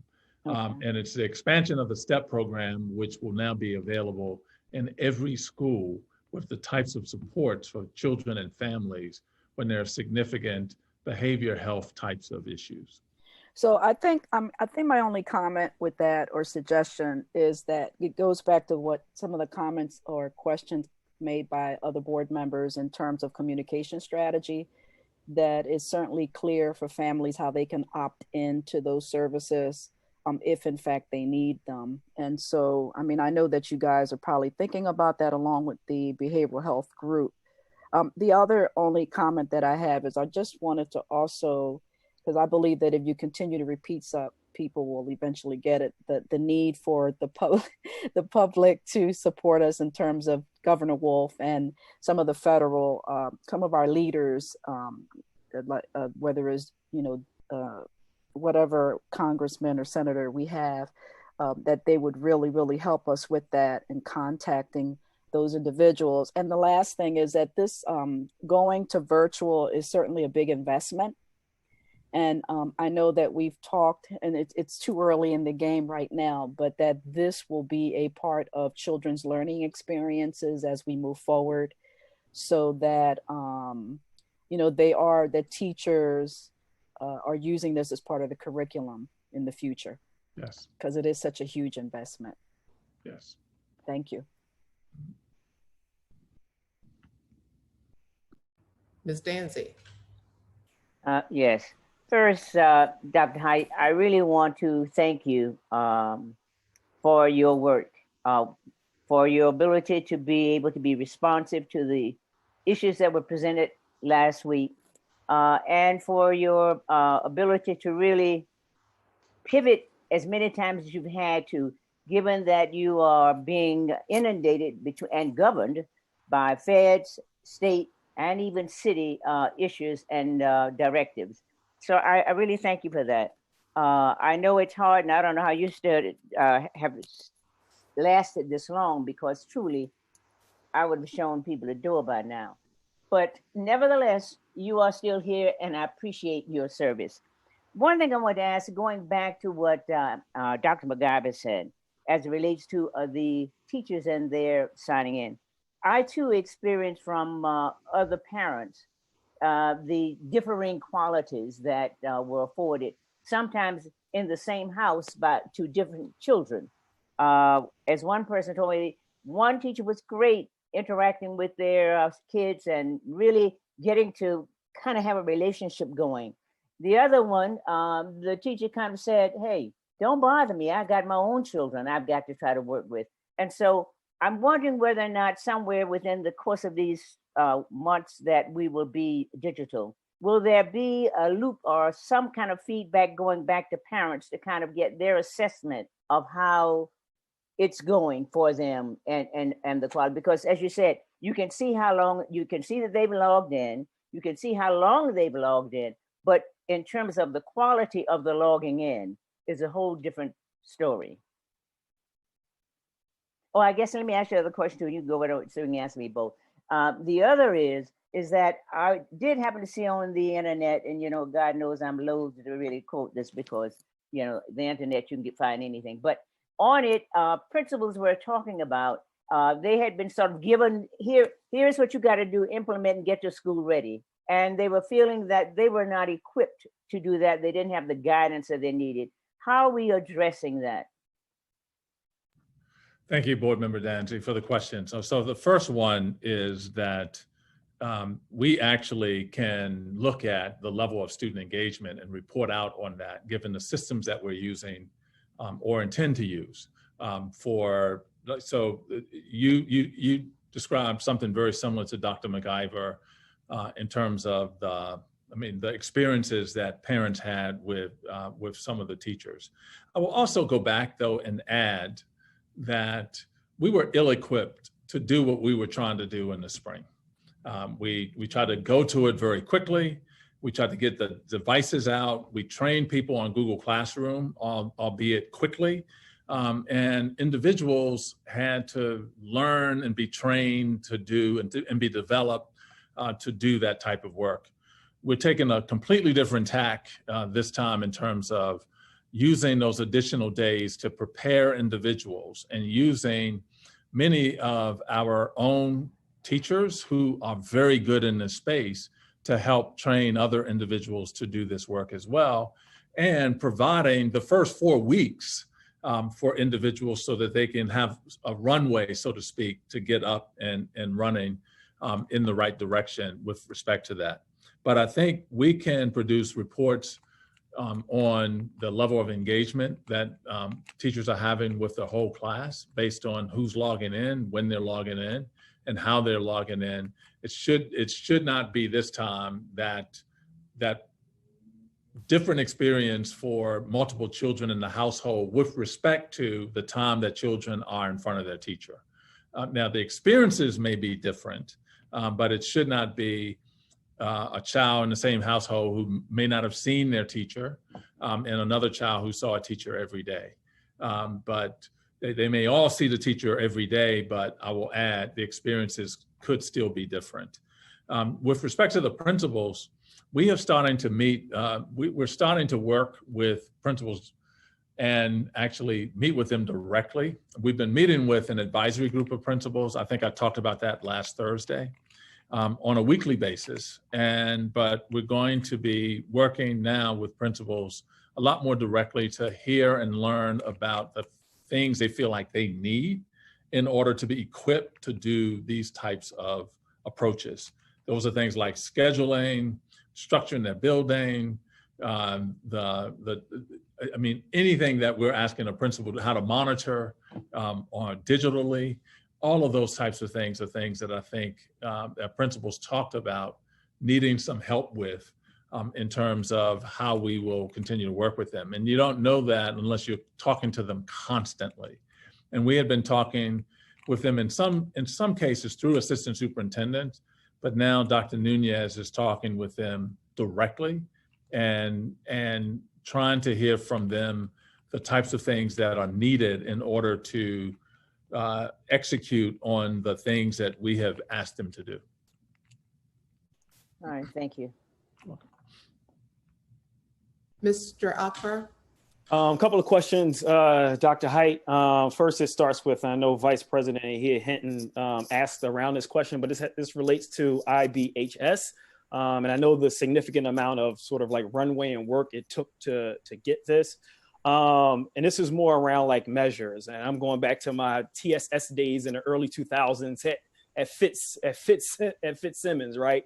At its best, there's cohesion among outside providers, school staff, teachers at its best. Saw it done well. At its worst, it's seen as an add-on. Just curious around just levels of measures that, because we're going to be asked to vote on this MOU, just levels of measures around like how it's working virtually, what that looks like, when it goes well, like those measures of accountability, because this is a pretty significant MOU that I feel like is super necessary, especially during this time. Just curious around just like the cohesion with other school staff and just measures on like how it's working with these providers in this partnership. Yeah, thank you. Thank you for that question. I think it's a really important question as well in terms of the work that is happening. You talked about the therapeutic services that were in some schools, and in some places that work great, and other places, sometimes principals were like, "I get these people out of my school. Like they're not helpful. They're not." And so this process actually started, Board Member Akbar, after we had several focus groups with principals, and the commissioner of DBH and I actually sat down with principals, and we heard what they needed and tried to construct an RFP that was better at matching the services to what schools needed. And we know that, and we also know that there are going to be some that we think will be a match that may not be a match at all, but they're going to be indicators for us to work with those individuals to understand what those are. In terms of the indicators, we haven't begun to formulate those yet because this is brand new. And it was brand new that we can do it virtually.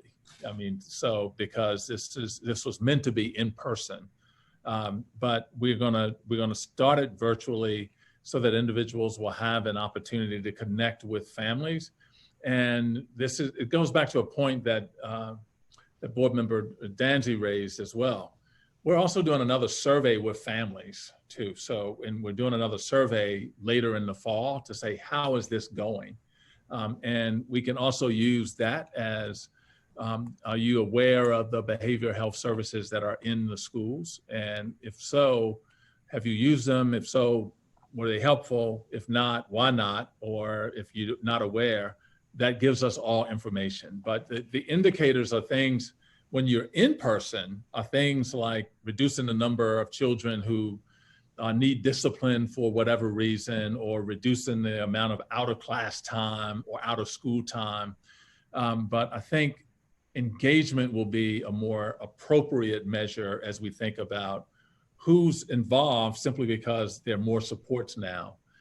But we're still trying to come up with those indicators, working with CBH and DBH. Okay, thank you for that. Couple of other questions, just in terms of this sort of, I think it came under the Healing Together program, but you talked about and indicated just teacher training and development, and specifically around anti-racist practices. Just want to hear a little bit about just your vision around like what that's going to be, just continuous growth, like what stages of development, and accountability at school level on like how it's working. And again, I'm using growth and learn when I say like accountability, like how that's working, as opposed to like you get a training, then go do, but again, ongoing sort of development, what that looks like in terms of accountability and growth. Yeah, there are a couple of days that we have identified at the beginning of the year where we're going to be doing specific anti-racism training for everybody. And everybody's going to be expected to go through it. We can't all do it at that point and think, hey, we're done, that's over with. It's going to have to be ongoing and really equipping individuals with how to have those conversations. This is going to start with the leaders. When they report on Monday, we're going to talk through some of what they need to do to create the conditions for these types of conversations, for their staff to feel comfortable when things are not happening as they should. And I do think that it's going to be something that we evaluate as we move forward and talk about, like, are these helpful? Are we having more conversations? As you know, Board Member Akbar also did a equity coalition and asked for individuals to engage with that. We've had almost 300 individuals across the district who want to engage in that process. And that's going to look at some of the systemic long-term issues that we have. And I'll likely be coming to the board later for a structure that supports this work, because we have other people who are doing other things also trying to do this work. But I do think as we work on this, we have to come up with clear evaluation protocols around the growth and development, as you indicated, with respect to accountability, and just look at what we need to do more of to get people more comfortable with that. That's going to be a heavy lift, And it is going to take us working on that, not just at the beginning of the year, but throughout the year as well. And we want to use student voice as a part of that too. So I think that's a critically important part. We've heard from many of our students about the challenges within their respective school communities around this issue. And so we want to really work with our young people to also engage in the types of things that they think would be helpful and beneficial. I was literally just about to elevate the student voice because those voices were super compelling over the last several weeks around like the concern and them a part of decision making is super important. Last question, the roadmap and post September 2nd sort of roadmap check mark. This was asked in a bunch of different ways. Just a point of clarification. If schools don't meet those check marks, is it safe to assume that they'll continue virtually within that specific school community? Yes. Okay. That's correct. Yes. Yep. That's the whole point of the milestones, right? Yep. So it may be whole schools, it may be areas of schools, so yes. Yep. Timeline for teachers that express they want to be in schools and do certain things. You touched on it a little bit. Can you just elaborate or give it just a point of clarity? And I'm done. Yeah, we're trying to come up with the criteria for that, and because they're going to have to be. And I've received probably some 50 emails today from individuals, particularly individuals with vulnerable children, who said, like, is there any way for me to come in and see if I saw 2 children at a time? And we're going to have to give some guidance in terms of if that's going to happen. These conditions must be met in order for that to happen, both at the school level and the individual who want to do that will actually need. You're gonna have to do the pre-screening. You're gonna have to be masked. And if you're working, if you're doing some sort of therapy, you may need a face mask and a shield. But we're coming up with those criteria for how we can determine. Or how we can give permission for individuals who either want to teach from their rooms or some actually want to see children and say, is there a way to at least meet children if I met them like one day at a time? Thank you. You're welcome. Dr. Height, I'm worried about the children whose parents might be at work during the day. Little kids who, second graders, third graders who may be at home alone. What's being put in place to make sure that children have an appropriate place to learn? You read about some families are forming pods. That's not possible for a lot of our families. What's being put in place to make sure that so many of our children will actually be able to take advantage of this virtual education? Thank you for that question, Madam President. There are a few things. One, we've been working with the Office of Children and Families out of the Mayor's office, Commissioner Figueroa there, and they are coordinating the establishing safe drop-off centers for young people that have internet access. And some of these could be schools, some of these could be schools, others could be community centers or libraries or other places where summer programs may have run out of or may have been run out of. So she's coordinating that work and talking with individuals or community-based organizations who also are interested in forming pods, so that it's a coordinated effort as well. In addition, Board Member McCogan asked about some individuals who may be in different roles, or if we're not using those roles, do we need those people for the first 2.5 months of school? We're also looking at what options exist for us to repurpose some of those roles to actually support some of the drop-off centers that children, that parents could drop their children off when they go to work. And so we're doing that. I'm asking anyone who is interested, that is an outside agency that's interested in forming that, to make contact with the Commissioner Figueroa, who's coordinating that effort, and we're working with her to do that. But the city plans to announce a series of sites in the next several weeks that will be available for families.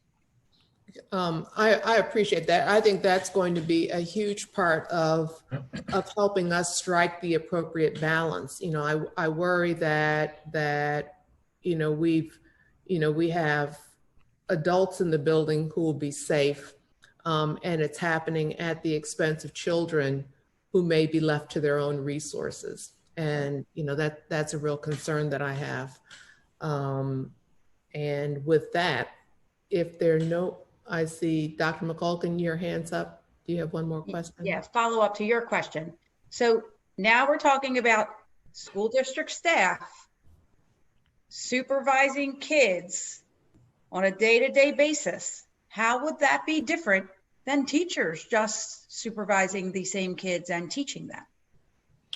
Yeah, I mean, we would have to, those children would be taught by teachers and they would be virtual. These would be individuals who may do other work that's not teaching, but it's in support of students. And saying that this is something that we are exploring now. We haven't finalized this yet, but we are looking at that as an approach if in fact we have individuals available to do that. And those individuals would be trained on the things on which children should be working on, so they could say, hey, I know it's 10 o'clock, you should be in advisory or you should be logged in. And that's the extent to which those individuals would be doing that work. It's a lot like what's happening in some of our meal distribution sites now. But the students would still be gathered somewhere. Yes. How is that different than just sending half of the class back to school? It's not. It would be holding, not teaching. From a health standpoint, it's still students gathered with an adult in the room. I think Dr. Hyde said yes. Yes, that's right. Ms. Fix Lopez? Yeah, just quick follow-up, and I apologize if I missed it.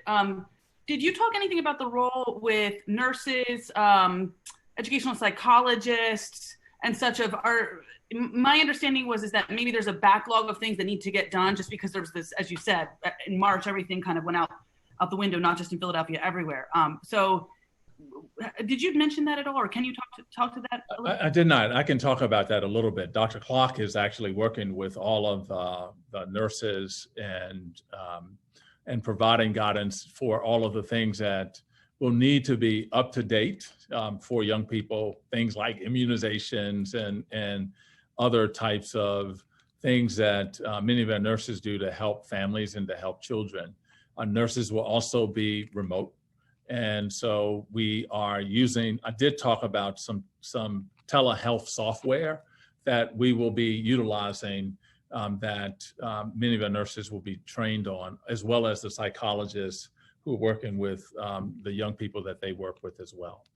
So like a school nurse that's already assigned to a school will continue at that school? That's correct. Okay, thank you. Yes.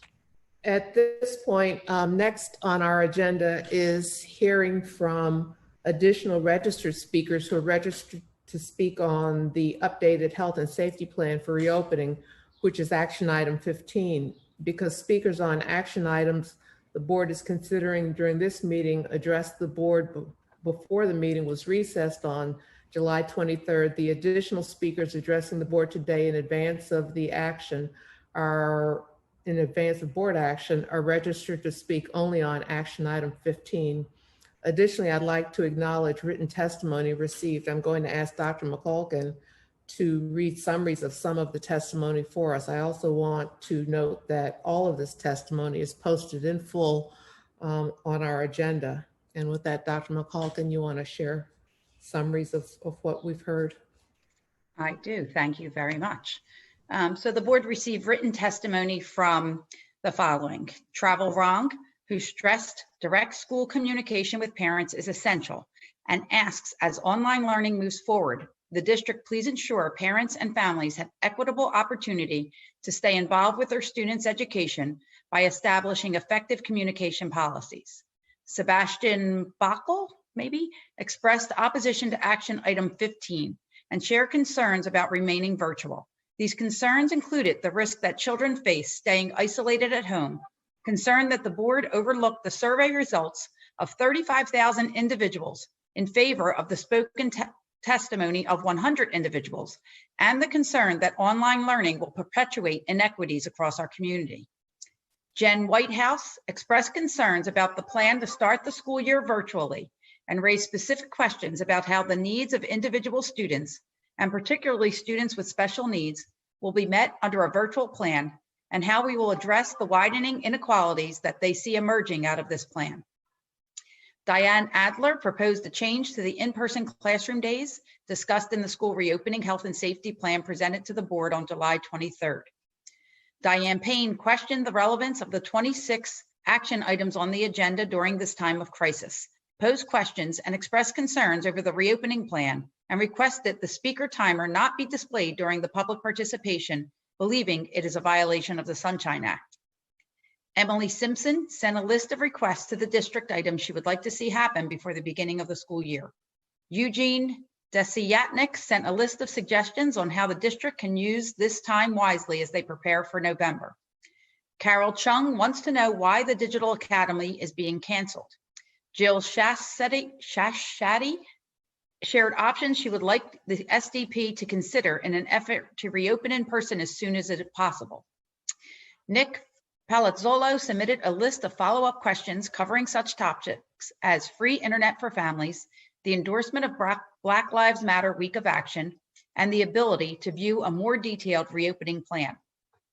The Carver Engineering and Science community wrote with a series of demands in order to ensure a robust remote learning experiences for our students this fall.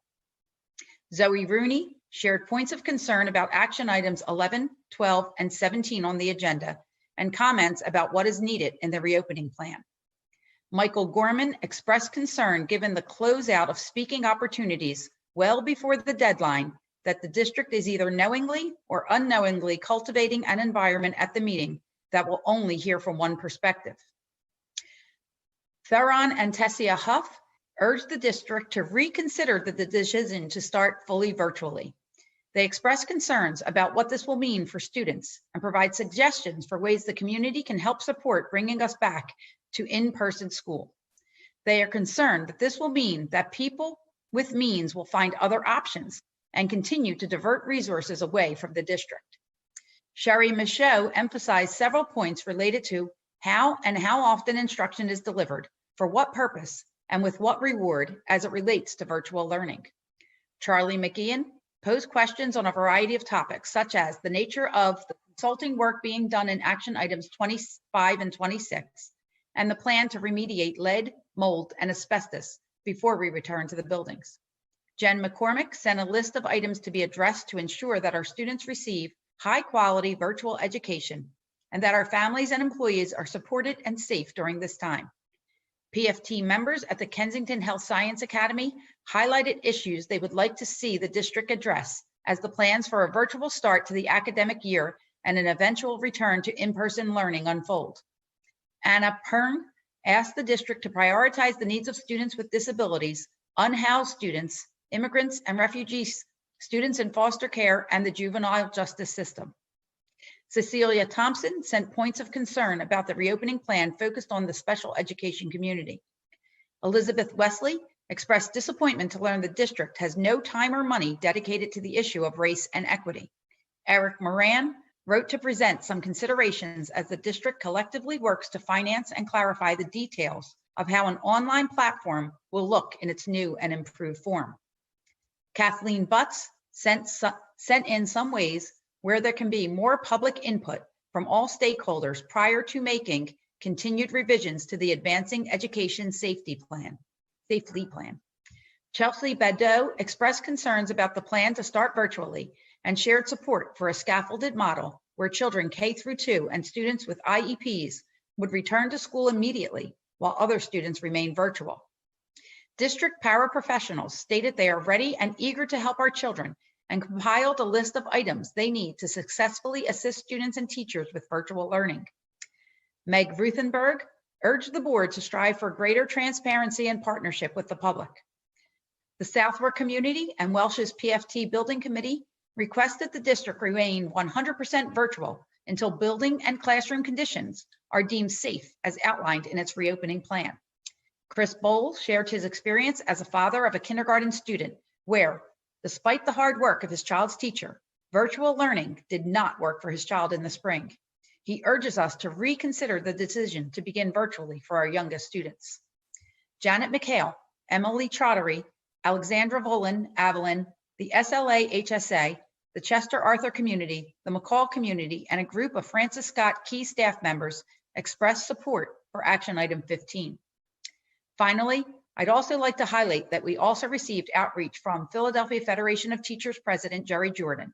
This testimony outlines the PFT's support for a virtual start and highlights the 5 core items that the PFT believes are essential in reopening well. These are technology access for all students, innovative curriculum, additional funding, additional building remediation, and a focus on equity. Mr. Jordan ends by stating that the PFT is ready and willing to engage in a collaborative effort to ensure that we are doing all we can to support students, families, and educators in these times of unprecedented, stressful, and trying times. Thank you to everyone who has reached out to share written testimony. We've continued to receive written outreach up to and through our meeting today. While this outreach will not be part of tonight's record, it is outreach that we are reading and appreciate as we move forward towards school reopening. Thank you, Dr. McCulkin. Ms. Rout, would you please share our speakers policy and then call our speakers? Yes, thank you, Madam President. On behalf of the Board of Education, I'd like to thank all of our speakers from last week for your input in school district matters and issues, and the speakers who are speaking today, including on the proposed actions being discussed this evening. To respect every speaker's time, we will be strictly enforcing the 3-minute per speaker time limit. There is an electronic time prompt that will be shared on the screen. When the timer goes off, your time is up. Our speakers today are limited to the topic of action item 15, the reopening health and safety plan as amended. Written testimony submitted in advance of the start of this meeting will be included as part of the record. When I call your name, your line will be unmuted by the host and you may begin your testimony. For speakers, please remember there's a 2-minute time lag between the live stream and the Zoom platform. As we approach your speaker number, make sure you are by your phone or your computer or other device and that you're using Zoom access the way we've asked you to. Our first speaker is Emily Simpson, and just for on deck purposes, after that is Lisa Haver, Leah Wood, Alana Evans, and then Nicole Hunt. So Emily Simpson can start. Hi, good evening. First and foremost, I would like to express my strong support for the district's decision to begin the school year in a fully virtual format. A virtual first marking period at minimum is the right decision as we work to figure out how to bring our students and staff members back into buildings when it is finally safe to do so. I'm actually a little surprised to be speaking here this afternoon, given the very narrow time frame we were allowed to register at, quite literally a moment's notice. It is one thing to pay lip service to meaningful collaboration between the school district and the workers who make it run. It is quite another to actually engage in those relationships. I hope you meant it when you said that there would be some major changes in how plans are developed in the future, and that you are willing to hear and learn from our school leaders on what we all need. What still concerns me is the complete lack of acknowledgement of the problematic conduct we all witnessed at last week's meeting. At minimum, it seems that board members were engaging in private conversations during public testimony rather than actively listening to the community members who are expressing their concern. Do you understand yet why so many of us have such a hard time placing our trust in your leadership? And yet we return time after time, willing to work with you in the sunshine, as was so beautifully said last week. Here are some of my main concerns as we move forward. We need specific, measurable, and enforceable metrics around what conditions would be considered safe for any return to physical buildings, including staff. These metrics should include a % positivity rate, rate of community spread, the availability and turnaround time of testing, and clear guidelines on ventilation capacity and classroom setup. These metrics should not contradict other aspects of public health guidance from a variety of reliable sources, and should not include language like when feasible, which opens the door for those guidelines to be ignored entirely with little recourse left to staff and students. Secondly, we need a moratorium on leveling of staff for this school year. Dr. Height, even you have mentioned how disruptive leveling can be. In a year when we are beginning with virtual learning and potentially transitioning to some level of in-person instruction, all while facing a pandemic that is yet to be brought under control, We need to do whatever we can to make sure that our school communities remain as intact as possible. Committing now to not leveling a single staff member is one easy step towards this goal. Finally, we need to be meaningfully included in conversations about what learning will look like for our varied school communities during the first marking period and beyond. I'm concerned to see so many consulting donations from major corporations when you've yet to meaningfully consult the real experts in the room: school-based staff, educators, administrators, and students. Over the past 24 hours, I've read incredibly brilliant, thoughtful, and creative proposals from educators throughout the district for what learning could look like and what support they will need. They submitted them to you as written testimony. I expect you will read them and then do the work of reaching out, and not just to union leadership, though they are really important partners as well. These concerns are not the only ones to consider for the remaining weeks until we open for students. It will be equally important for the board to use the time between today and the earliest possible physical reopening in mid-November to design plans, hybrid or otherwise, that consider the input of educators, administrators, staff, family, and students. Please do not waste the time we have making the same mistake of ignoring the voices of those of us who are on the front lines every day. Thank you. Thank you. Our next speaker is Lisa Haver. Good evening. My name is Lisa Haver from the Alliance for Philadelphia Public Schools. I'm speaking on the amended item 15, the reopening plan. Yesterday, APS members sent a letter to the board asking that all members of the board be visible during the entirety of all board meetings. We ask again that you update the technology so that the public can be attending a truly public meeting. At a time when the community cannot gather physically as one unified body, we overcame those challenges to present a unified message that the health and safety of the district students come first. Thank you to Dr. Height and to his staff for hearing that message and formulating a new reopening plan. Thank you to the board for allowing 10 speakers this evening, which is actually over the technically required number. Thank you for that. But the board should not be taking advantage of the fact that parents, educators, students, and principals cannot gather physically. The board owes the public an explanation of what they were doing behind the digital wall for over 7 hours last week. There were a number of indications that the board was violating the Sunshine Act and possibly conducting business out of the view of the public. Several board members alluded to a time limit that had been set on their remarks, to which they agreed or which was imposed on them by the president prior to the meeting. That raises issues not just about the independence of the board members, but the issue here that business meeting protocol was not discussed during the actual meeting. President Wilkerson came on to announce that general speakers would come immediately after the speakers on action items. Were board members asked to approve that amending of the agenda, or were they told about it behind the screen? President Wilkerson was heard on an open mic asking someone whether the board should recess this meeting. We don't know to whom she was speaking, but we do have to wonder why Dr. Height was asked later whether the board should vote on the other action items. These are not minor technical or procedural matters. They indicate a disregard for the public's right to know, even when dealing with a life and death issue. Given the conclusion of last week's session, they are justified concerns. There may be legitimate explanations for these actions. If so, the board should take some time at this second session of the action meeting to give a full explanation. The parents, educators, students, and principals deserve no less. Thank you. Thank you. Leah Wood. Hello, can you hear me? Yes, you can start. Thank you. Okay, good evening. My name is Leah Wood, a classroom assistant at the Feltonville School of Arts and Sciences. I'm also one of the organizers of ParaPower. First, I would like to say thank you for the Chromebooks. It is exciting that paraprofessionals now have one of the tools we need to help our children. We can now help plan engaging activities that highlight the strengths of our students and fill in the gaps in their education.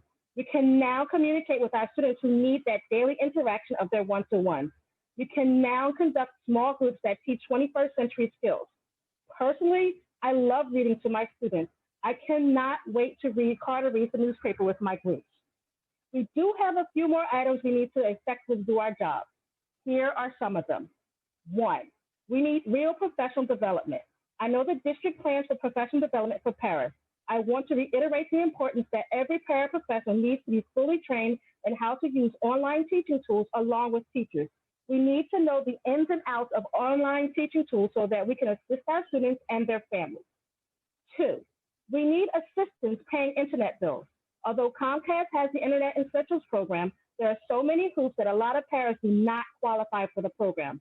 So we take on the extra cost to increase our internet speed or data to help the students at the expense of other bills. A stipend that helps pay for the increase in the internet bill or a discount on internet bills will alleviate the strain to our already tight budget. 3, we need a stronger platform with multilingual capabilities like Zoom or WhatsApp to reach our large, diverse student population. We also need multilingual text support to help our families. 4, we need reasonable deadlines and more staff at the Office of Translation and Interpretation. ECAs are tasked with translating a variety of materials, including flyers, IEPs, steppers, and tutorials, in addition to contacting families for programs such as SOAR and the ELL summer programs. We are only given 48 hours to complete these calls, which causes a huge negative impact on immigrant families. In closing, whether schools are virtual, hybrid, or face-to-face, with these tools, we can help our children become innovators, advocates, leaders. We have a chance to educate our children so that they thrive instead of barely survive. And parents are here and ready to help.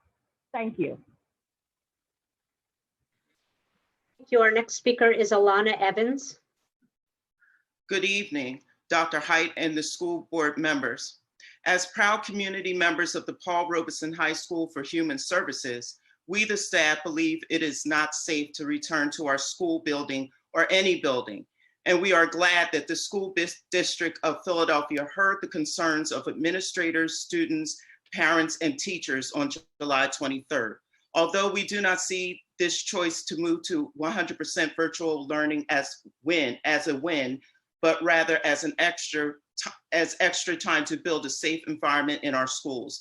To continue the positive conversation and focus while our physical buildings are closed, we are proposing the following recommendations for your consideration: that furloughs and layoffs not be utilized as an opportunity for labor concessions and budget balancing due to the present crisis distant learning, that 1/10 of the proposed $80 million to be used to avoid inequitable disruption caused by leveling for equity during the time of crisis distant learning, that the school district re-examines all contracts with outside vendors and evaluates the cost effectiveness of using these very expensive platforms for learning and assessments. In other words, let these billion-dollar companies take the financial decrease before our school district community takes the financial decrease.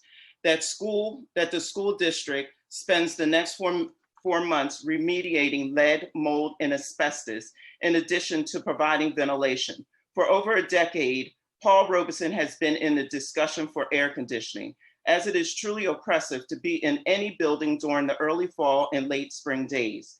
With a climate crisis already here, HVAC is no longer a luxury, but a necessity. In order to effectively and safely complete these tasks, the workers will require personal protective equipment.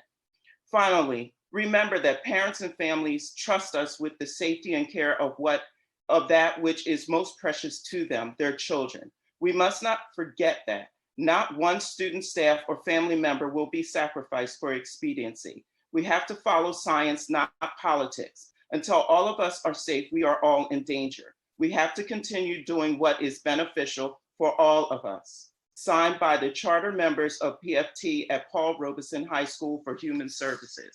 Thank you.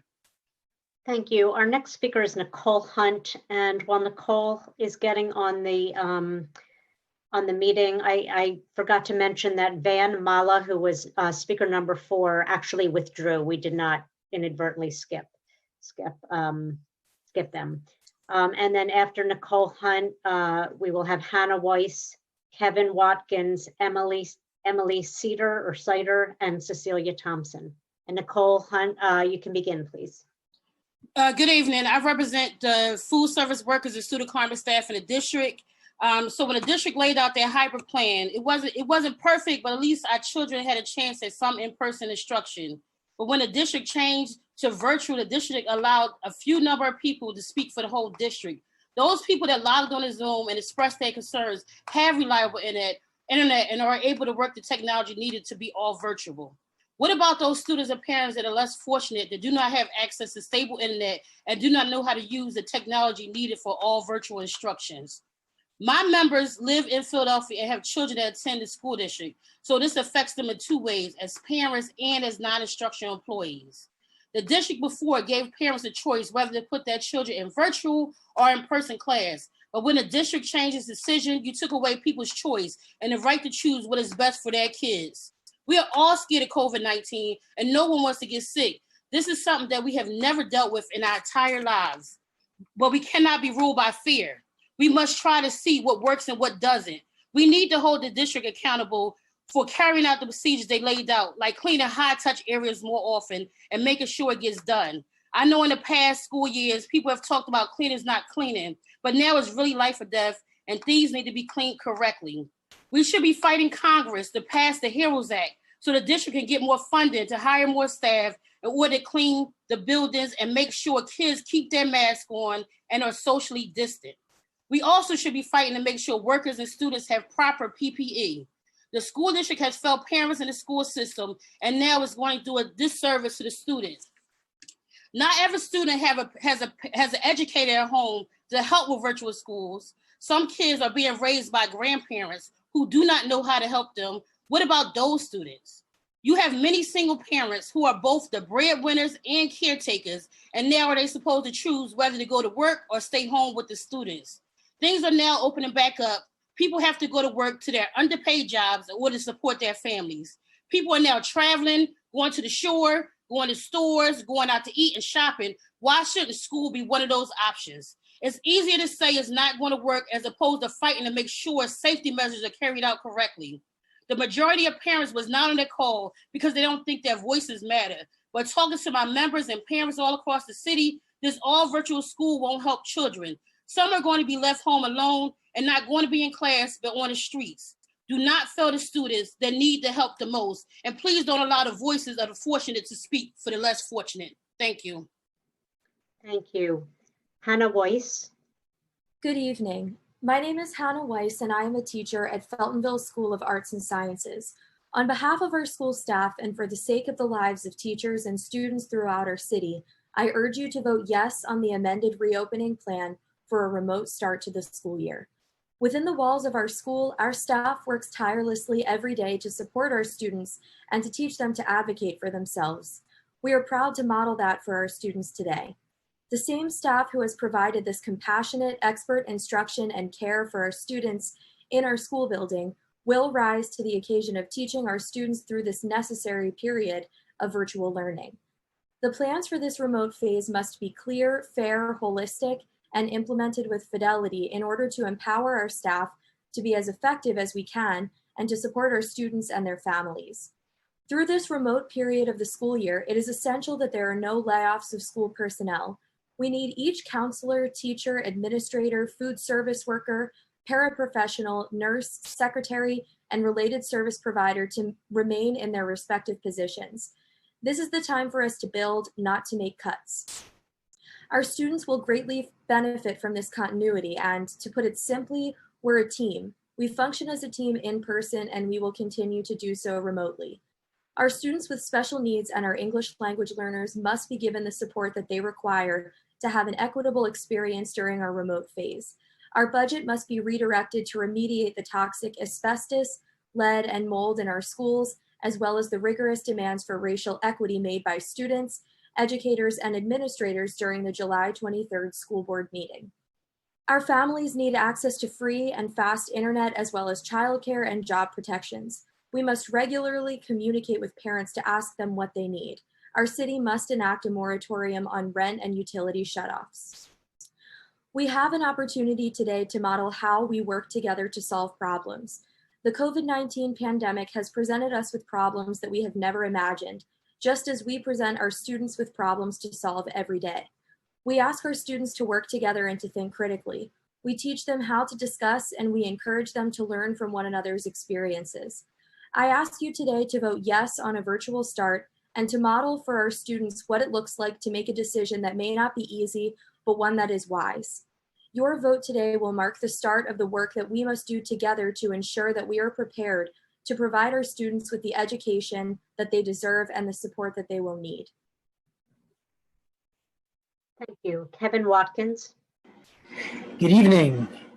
I am a social studies teacher and PFT building rep at John Welsh in Kensington. Because Welsh PFT represents 5 new hires, I want to begin by raising alarm over the fact that new hires in the district will not be provided with health insurance until October 1st.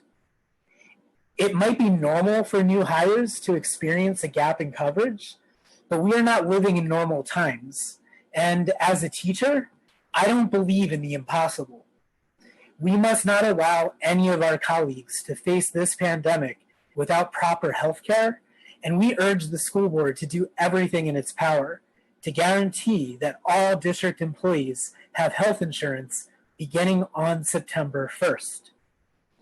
Our new teachers are also worried about leveling and layoffs.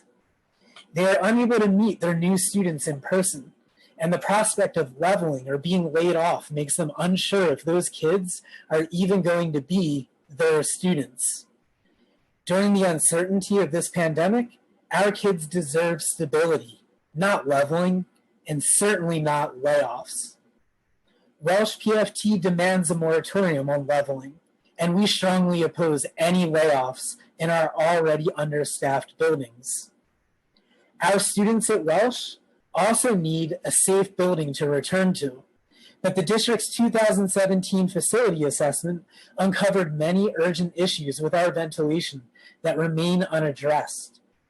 When we turned our heater on last year, the system failed to heat many of our classrooms for days, and a few teachers became sick with respiratory issues once the heat finally worked.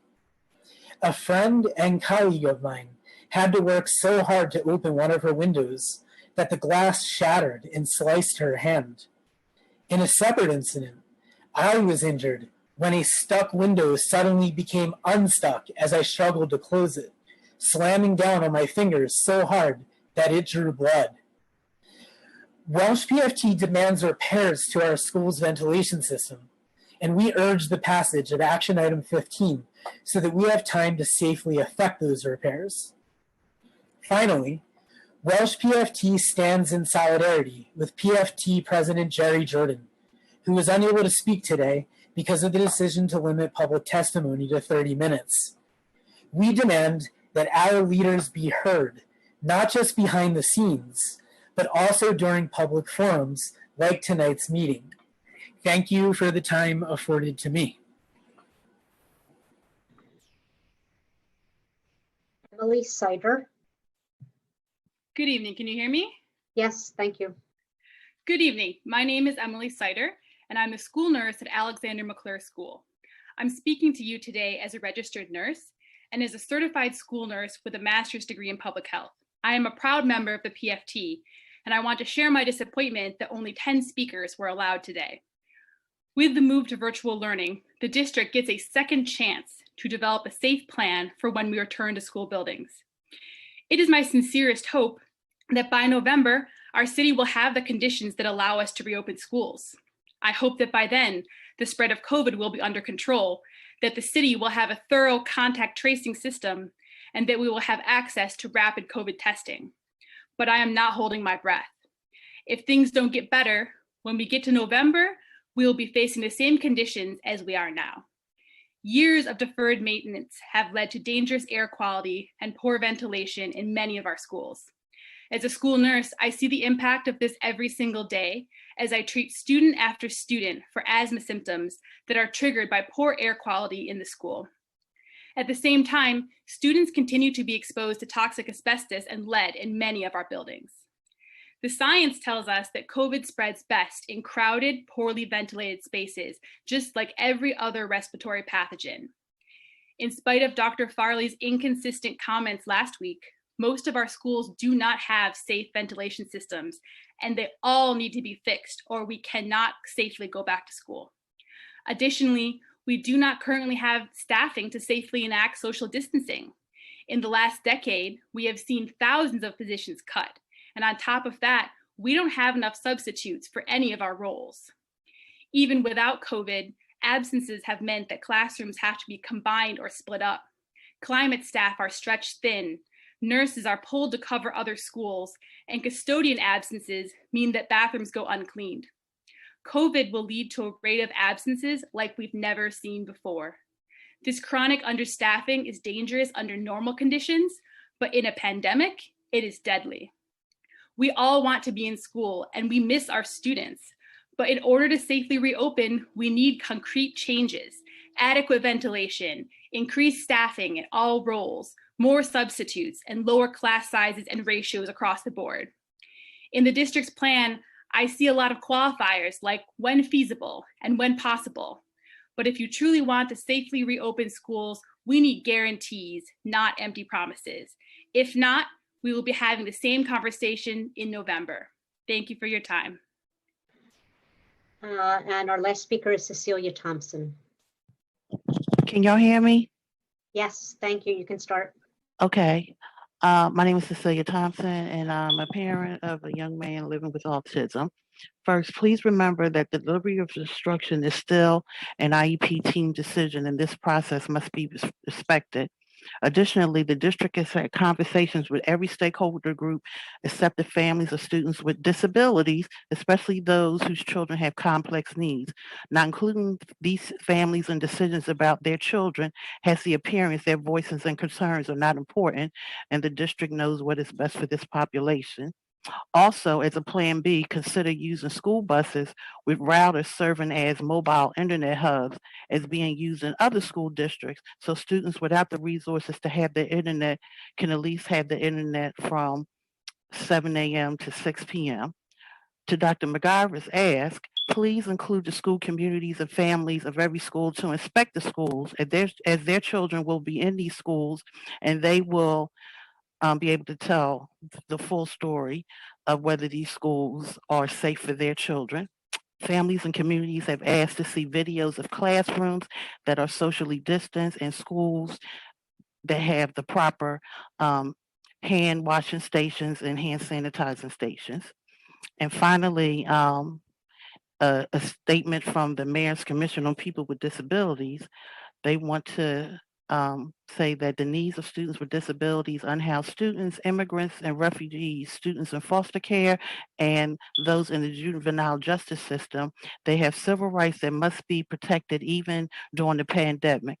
Those who have experienced serving these students know that they need more than drop-in child care centers. These students will need sites that require more of a community schools model of wraparound support with coordinating and communication between caseworkers, social workers, specialized instructors, court-appointed special advocates, bilingual counseling assistants, counselors, related service providers, and more. We would encourage all to consider mapping ADA accessible city-owned properties and geographically and culturally diverse partner facilities that meet public health requirements to serve as regional drop-in centers for students with complex needs to ensure that these students do not get behind. And lastly, please consider raising the starting salary of these cleaners from $28,000 to at least $35,000, as these people are now during the pandemic considered critical workers, and anything less is considered poverty wages. Thank you for the opportunity to speak this evening. Thank you. Madam President, that ends the speaker portion of the meeting.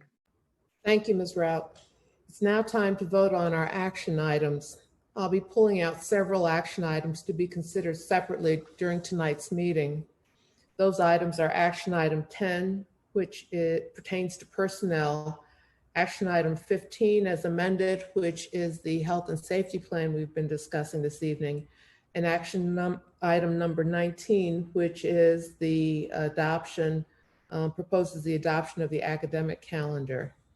We'll take all other action items related to reopening as a group. These are action items 14, 16, 17, 18, 25, and 26. Finally, we'll consider the remaining action items number 1 through 9, 11 through 13, and 20 through 24. Board members, before we vote, are there any other action items that should be pulled out to be voted on separately? I see Dr. McCulkin. I'm sorry, that was, my hand was up from before from a question from follow up to one of the speakers. Sorry. All right. I did have one, and I was trying to listen to see if this was being pulled out. Action item 12, is that in the group? I'd like that to be pulled out separately. All right, action item 12 is a contract for various vendors for textbooks and instructional items. So we will pull that out, and I will take that as the last item.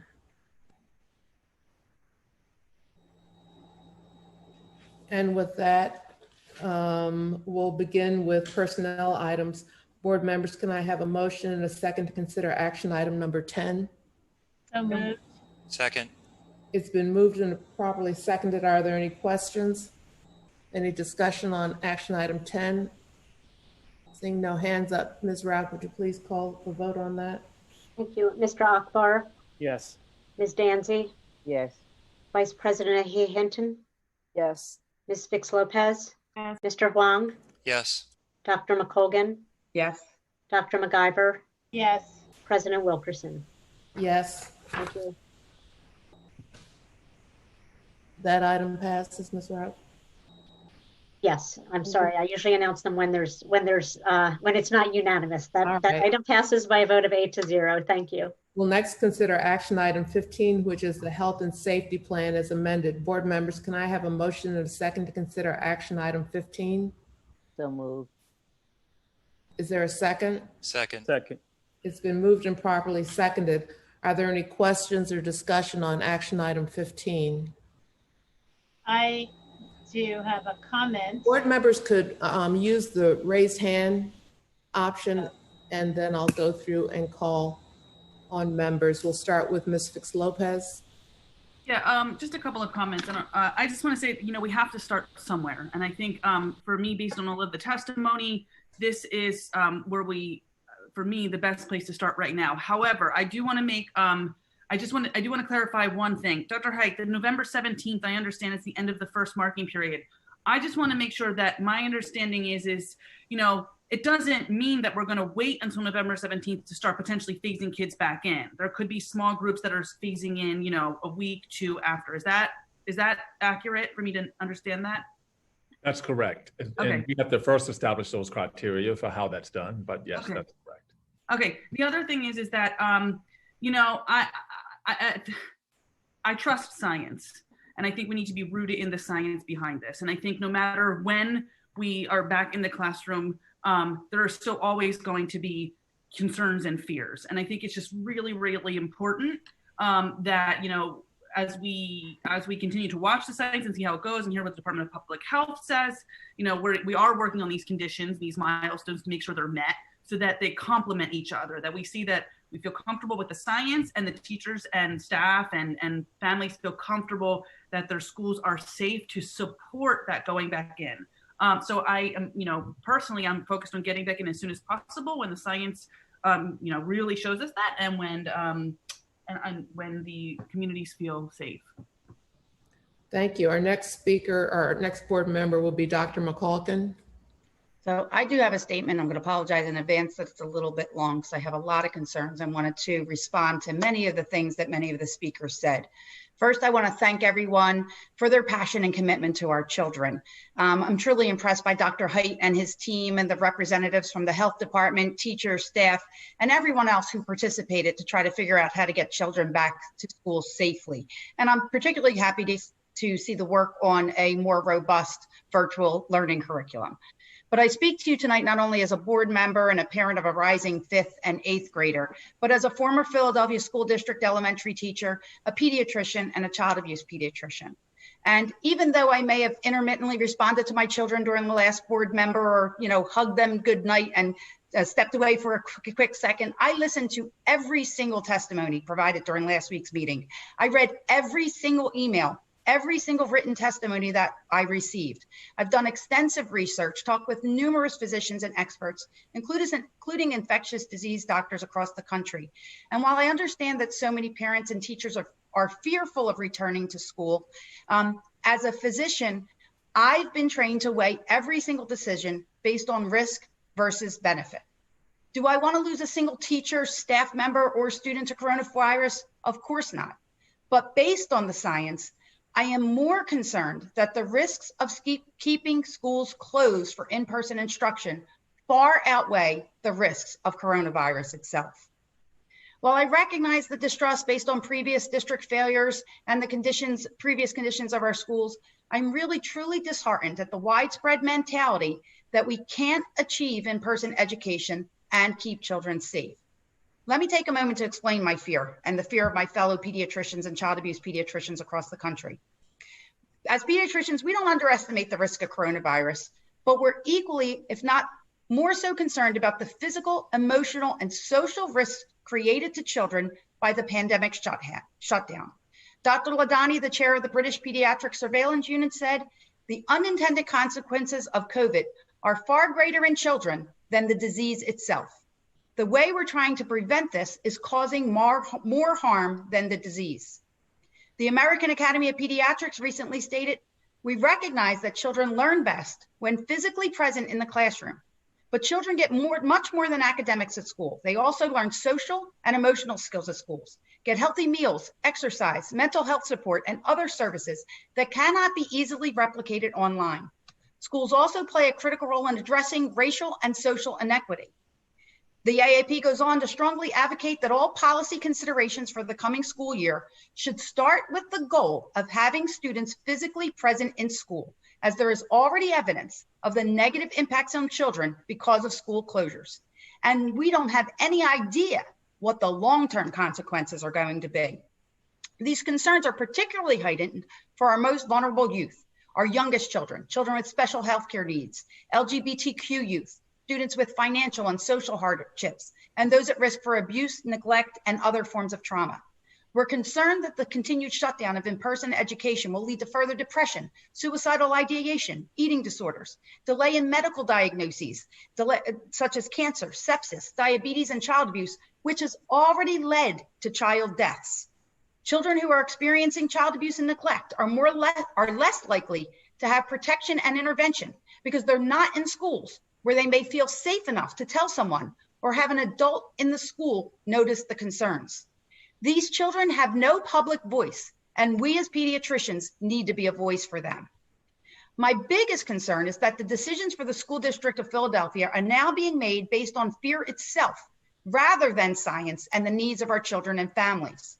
As one physician who emailed said of the decision to go all virtual, the science does not back this choice, particularly in regard to our youngest children. And I won't go over the data and the statistics.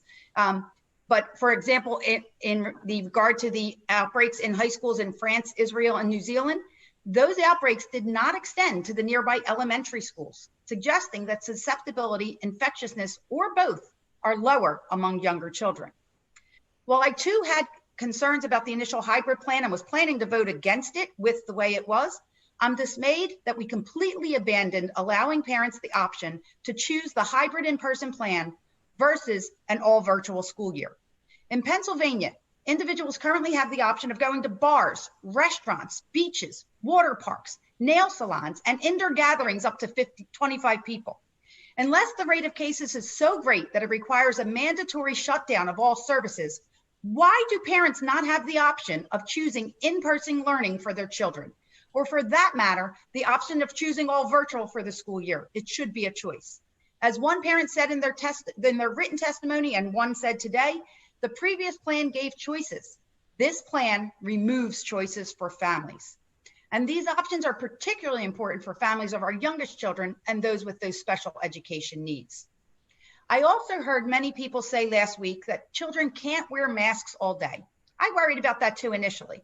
But in my office where I sit with kids for an hour to 2 hours in my visits, I'm surprised that even my youngest children of 3 and 5 years old keep their masks on the whole time without difficulty or fussing. Our children are resilient, they're strong. We need to stop children that they can't and start telling all of our children, yes, you can. We believe in you. We know you can rise to the challenge and overcome the most difficult of circumstances. We give our children far too little credit. We need to give them the opportunity to rise to their truest potential through increasing our expectations and our support of them. And again, while I understand the fears expressed by so many, we need to prioritize the needs of our children. We need to prioritize education. We know that education is the best equalizer because knowledge instills confidence and power. The best way to achieve equity for students is assuring they have the best education we could possibly provide. For too long, we've neglected our school buildings. We've neglected funding to ensure quality education for all children. The way to assure that America continues to be one of the greatest countries is by assuring a first-class education for all children. We need our children to return to schools. We need to be flexible and be able to immediately switch to online learning should we need to. We need to have a robust all virtual curriculum. But I believe that an in-person start provides the best possible option, particularly if we want the all virtual learning to have the benefits of coming from their child's home school and home teacher, whom they haven't even met if we go all virtual. We need to also establish clear written milestones for schools to open as soon as possible in light of if we go all virtual. And for that, we need the entire community to be on board. The best way to ensure children can get back to school as soon as possible is by wearing masks, practicing social distancing, avoid touching our face, washing our hands and high-touch surfaces. In the next 4 weeks, we can drive down the number of cases by staying home, postponing vacations, avoiding beaches, bars, and parties. It's time for us all to make these sacrifices for the sake of everyone, especially our children. And as another physician stated in her written testimony, we hope that all the teachers and staff who expressed fear of contracting COVID in the classroom are taking all of these social distancing precautions. In all of my roles, I have always stood completely behind teachers and believe teachers should have a voice in every teacher decision. Working with children always has risks. It's not easy work. I value teachers. And in the same way, I would hate to see other front workers' lives at risk. I would never want to put the lives of a teacher at risk. But I agree with the New England Journal of Medicine when it said, we believe that primary schools should be recognized as essential services and school personnel as essential workers. Can we guarantee that no child or teacher will get sick if children go back to school? Of course not. But neither can we guarantee that they won't get sick with all virtual instruction. But one thing I am certain of, prolonged school closure will continue to negatively impact children's physical, mental, and social well-being. And of course, there's more we all can do. Advocate, like everyone else said, at the local, state, and federal level for increased education funding so we continue to modernize our classrooms and make them safe environments. Most important, parents, community members, put down your electronics, read to your children, let them read to you, read together, do it several times a day, play games, count while skipping or jumping rope. Education does not stop at the school door. Let it continue every minute of the day so our children can develop a lifelong love of learning and discovery. Thank you for hearing me. We are all in this together, and I appreciate everyone's hard work to come to these decisions, but I believe that what is on the table now is the wrong choice for our children's well-being. Thank you. Our next board member to speak will be Dr. McIver. Yes, thank you. I have a quick statement that I want to read. I want to acknowledge the amount of hard work that the school district did to create a reopening plan that considers the health and safety of our teachers and children. Your work has not gone unnoticed, and it is truly appreciated. I'd like the public to know that our under-resourced district staff was given a gargantuan task. Clearly, many hours went into this document, and it must have been difficult to hear such resistance at our public hearing last week. I've spent time going back over some of the testimony and thinking about how we as a board can provide guidance and support going forward.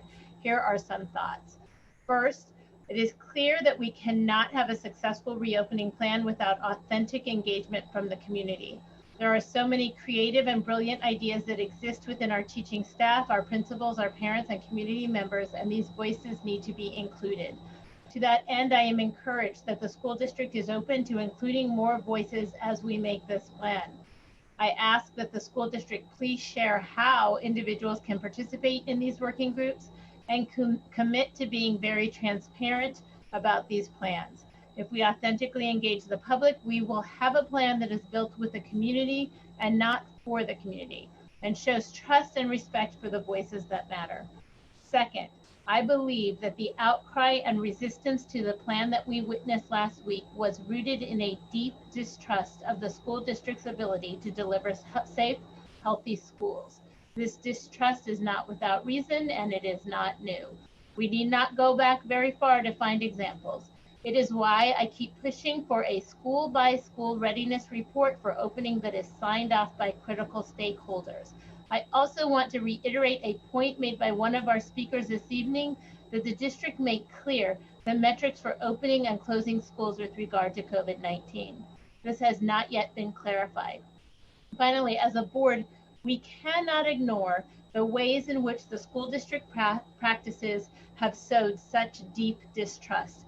We must ask that the school district create a climate in which customer service is a priority and shifts from viewing schools, teachers, and parents as a nuisance to viewing schools, teachers, and parents as our customers. Another way to think about it is this: if 440 were to get Yelp reviews for customer service, how many stars would we get?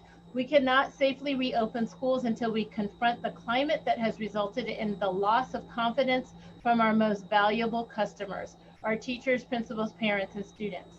I want to end by saying that this is an opportunity to be creative in ways that can benefit the school district for years to come. For the first time in my 30 years in Philadelphia, we have been witness to a resurgence in a commitment to public schools. Families who would normally leave the city when their children became school age have been choosing to stay and choosing public schools. This is significant, but we need to harness these families to fight for all of our children, not just the children in their gentrifying neighborhoods. I believe that families who are committed to public schools are also committed to fighting for the most vulnerable among us. However, I fear that if we as a school district do not get this right, the repercussions will be felt for years to come. We will see an exodus of families of every socioeconomic, racial, and ethnic group to charter schools, private schools, and the suburbs. The impact of a poor rollout will devastate our school budgets in ways from which we may never recover. In the end, my wish is to see Philly come together and say, we did this. We are scrappy, we are the underdogs, but we came together as a city and put the needs of our children first. Thanks. Ms. Danzy?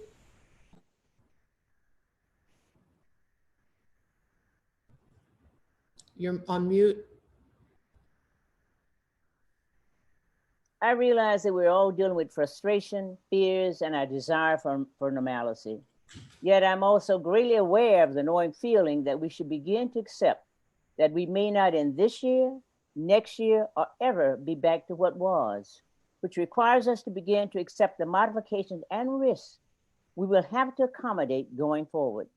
The most crucial of all is how we save and develop the minds of our children. We all know that endless virtual schooling will only further exacerbate the great educational divide for our minority and have-not students. Moreover, as more businesses continue to adapt to new ways of doing business, it means the increase of technological applications and the diminishing of unskilled jobs.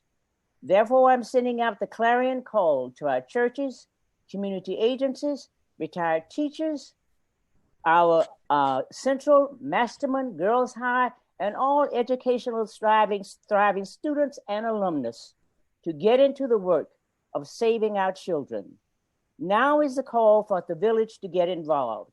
And if we were to do like the African chief used to do when they would come out in the morning and ask, how are the children? I'm afraid that we would have to answer, the children are not well.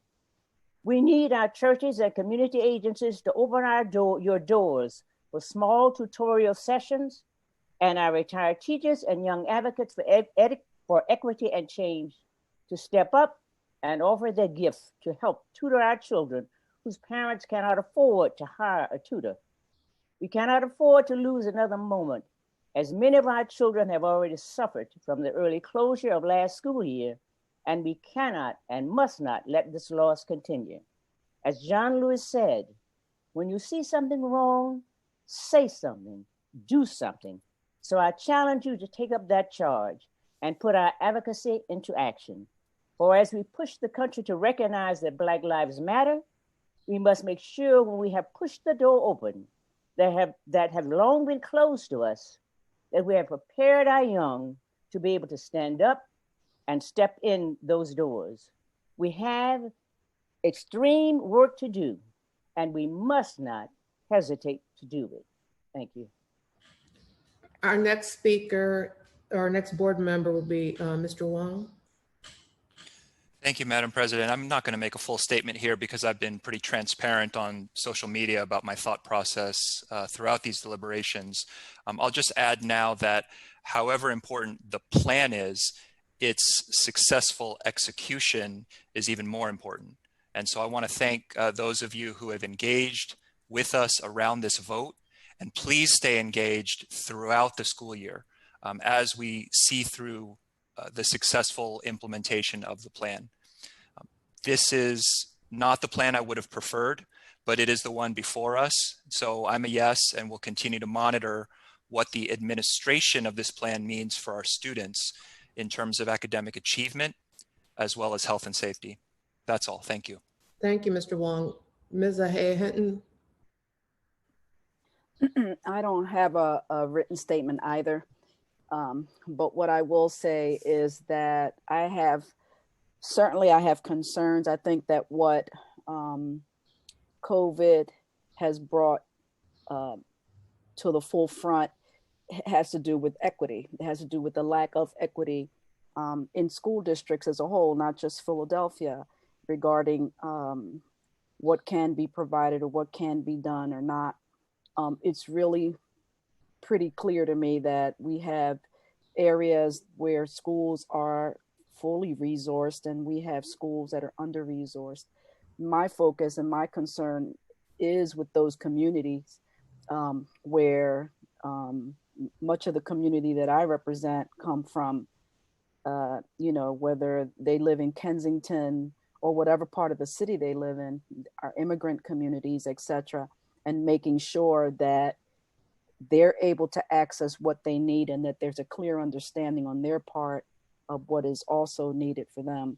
Similar to President Wilkerson's first comments about the concern regarding kids and those that are going to be provided support so that parents that have to work, because we have communities where parents can't create pods and parents can't pay for additional tutors or may not have a grandmother or a grandfather. Something that I'm able to provide to my own grandkids is not available. And so it is my hope that the city is able to do what it is that they're offering to do in terms of supporting our families so that these children will benefit.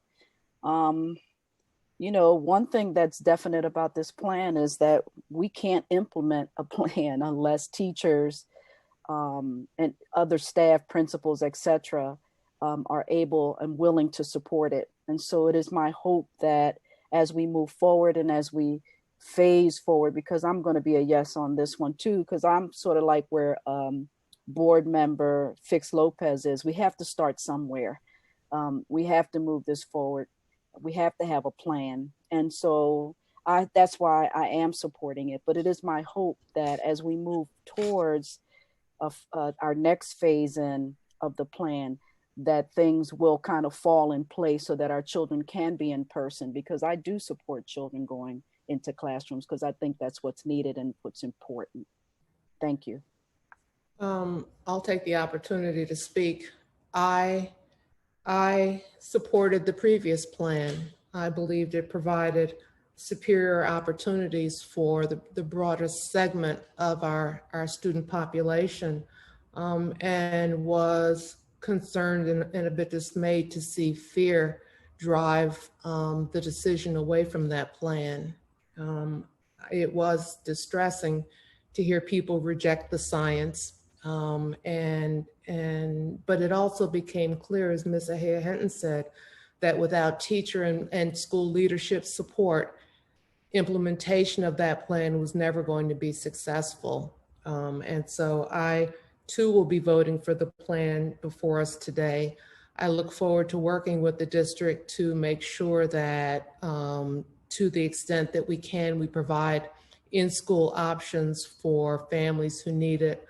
I also am committed to working with the city and members of the public that I've been talking with to make sure that we don't leave as many children behind as we're at risk of abandoning as we move forward.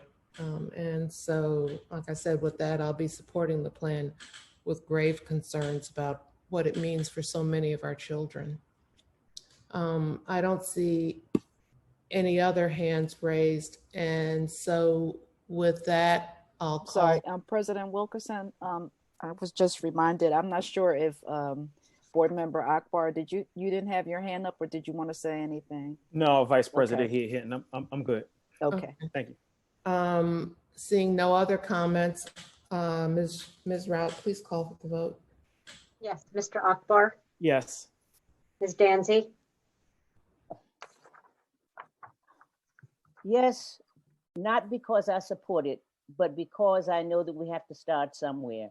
And unfortunately, as the president said, the hysteria that was created has now been widely disseminated and accepted as the real. And so as a result of that, because we have to start somewhere, I will vote yes. thank you. Vice President Hia Hinton, Yes. Ms. Fix Lopez, Yes, but I do want to add just one thing is for me, I think it's really important for the medical community if you can help us really understand this science even more as we go forward. I think where I've struggled is just hearing what I would look at as conflicting messages sometimes with the science, even from some emails that I got from physicians. So I think it would be really helpful if the medical community can kind of help us non-medical professionals understand it even more as we start to operationalize these things. Thank you. Yeah, sorry, forgot that last time. Thank you. Mr. Huang, You know my vote, but for the record, can you read the title of the action item and then I'll vote?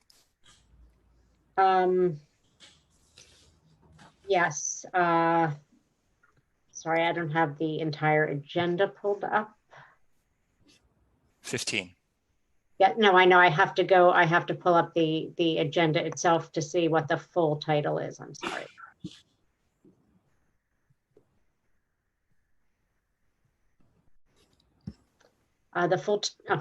Keeps jumping. The full title is Board Approval of the School District of Philadelphia's Pennsylvania Department of Education Phased School Reopening Health and Safety Plan, updated 7/28/20. I'm a yes. Thank you.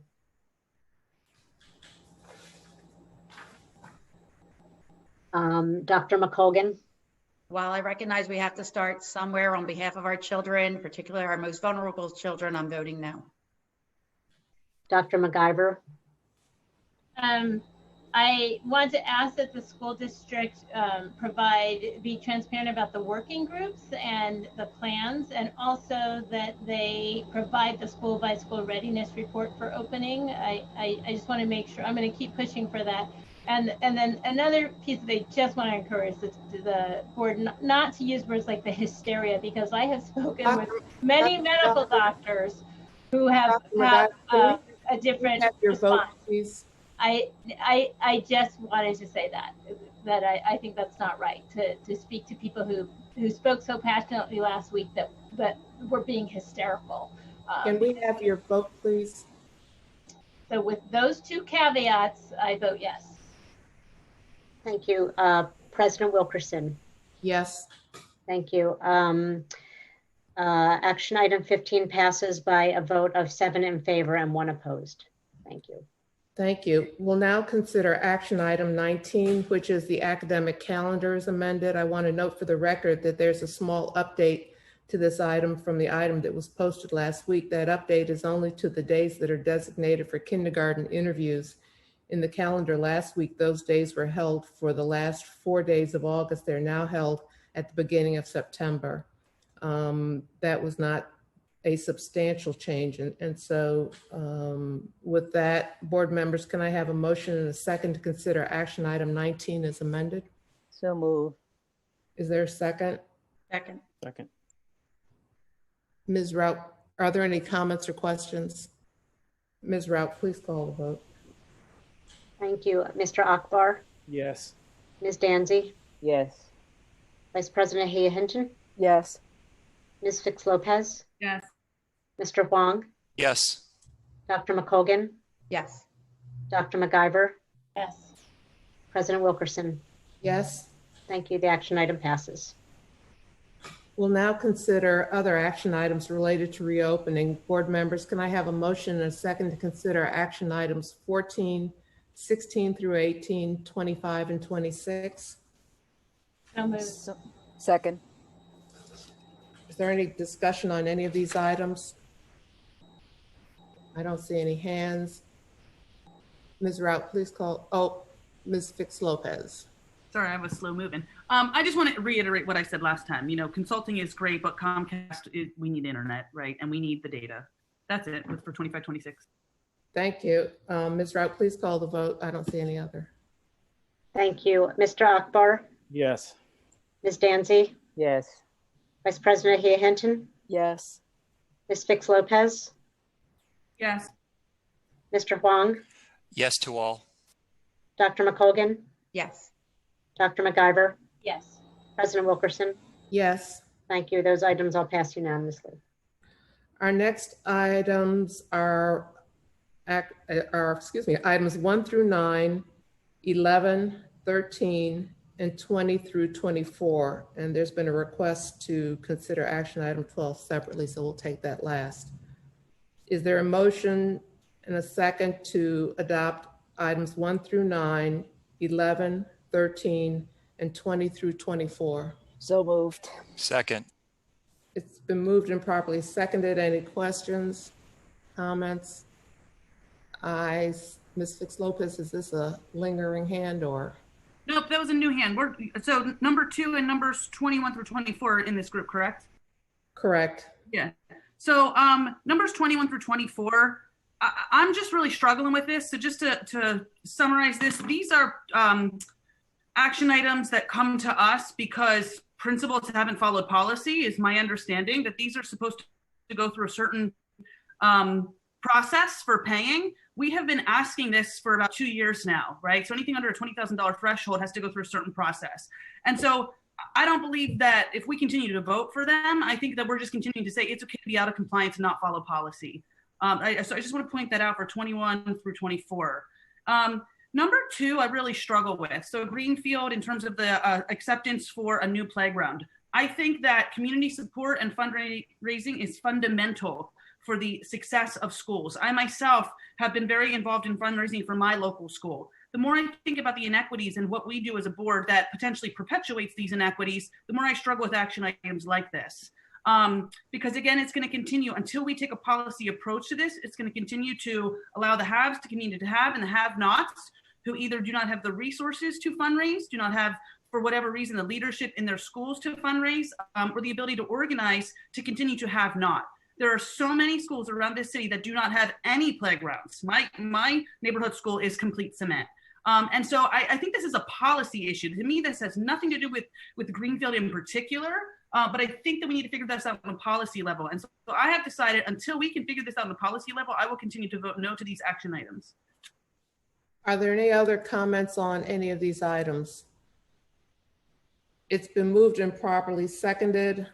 So we'll be taking a vote on items 1 through 9, 11, 13, and 20 through 24. Ms. Rout, please call the vote. Mr. Akbar, Yes. Ms. Danzy, Yes. Vice President Hia Hinton, Yes. Ms. Fix Lopez, No to number 2, no to number 21, 22, 23, 24. Yes to the rest. thank you. Mr. Huang, Abstain on action item 5. Yes to the rest. thank you. Dr. McColgan, Yes. To all. thank you. Dr. MacGyver, Ms. Lopez convinced me. I am voting no to 21 to 24, yes to the rest. thank you. President Wilkerson, Yes. okay, thank you. I'm going to go back and read the numbers.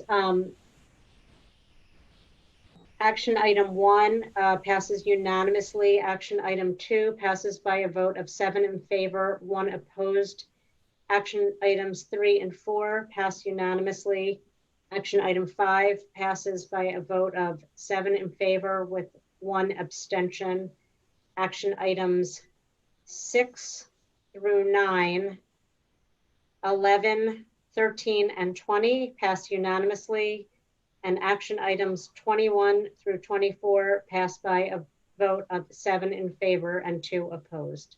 And anybody can jump in and feel free to correct me. 7 and 2, we have 8 voting members, so the 7 and 2 doesn't. I'm sorry. They passed by votes of 6 in favor and 2 opposed. I apologize. Thank you. We'll next consider action item number 12, which is contracts with various vendors for textbooks and instructional aids. Is there a motion? I need a motion and a second before comments on this one. So moved. Is it second? Second. It's been moved and properly seconded. Are there any comments?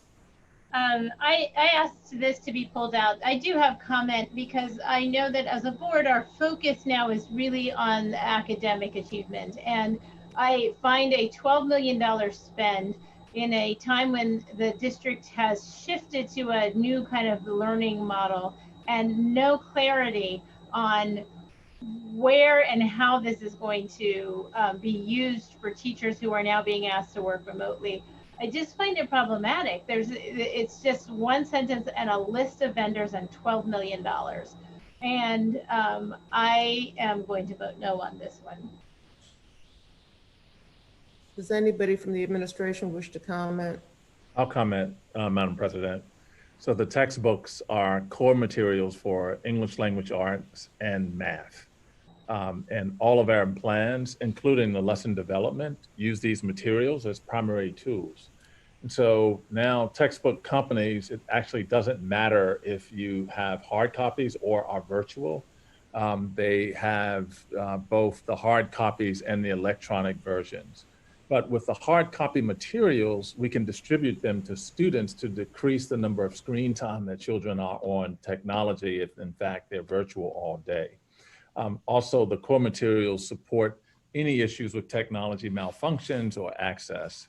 And when we return to in-person learning, they will be available when needed as well. So we will use the electronic version doing the digital model and have used them since the spring. But this is one of the reasons we wanted to put this action item forward is because we are looking for ways to reduce screen time where children are not just on a computer all day, but also engaging with text. And these are core materials, as I indicated before. And our English language arts and math core materials are consumables. So which means that we have to make those purchases every year. And these are it's from these vendors that we would then have schools make the appropriate purchases using their instructional resource allocations for those purposes. Because this is the digital version as well as the version where the kids write in, for their workbooks. That's correct. Are there any other questions from board members? Seeing none, Ms. Raup, could you please call the vote?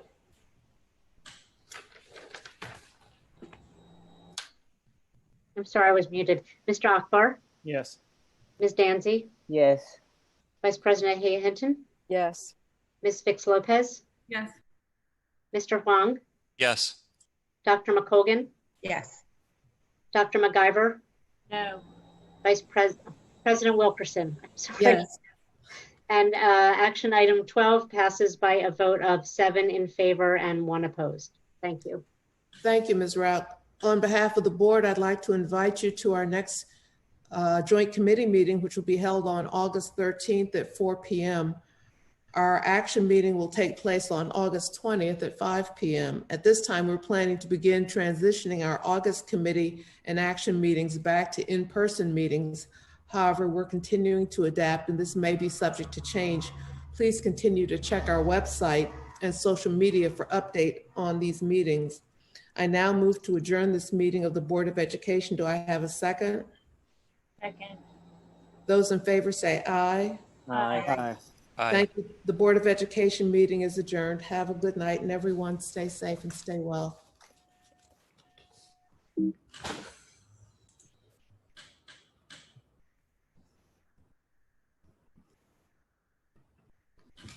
Oh.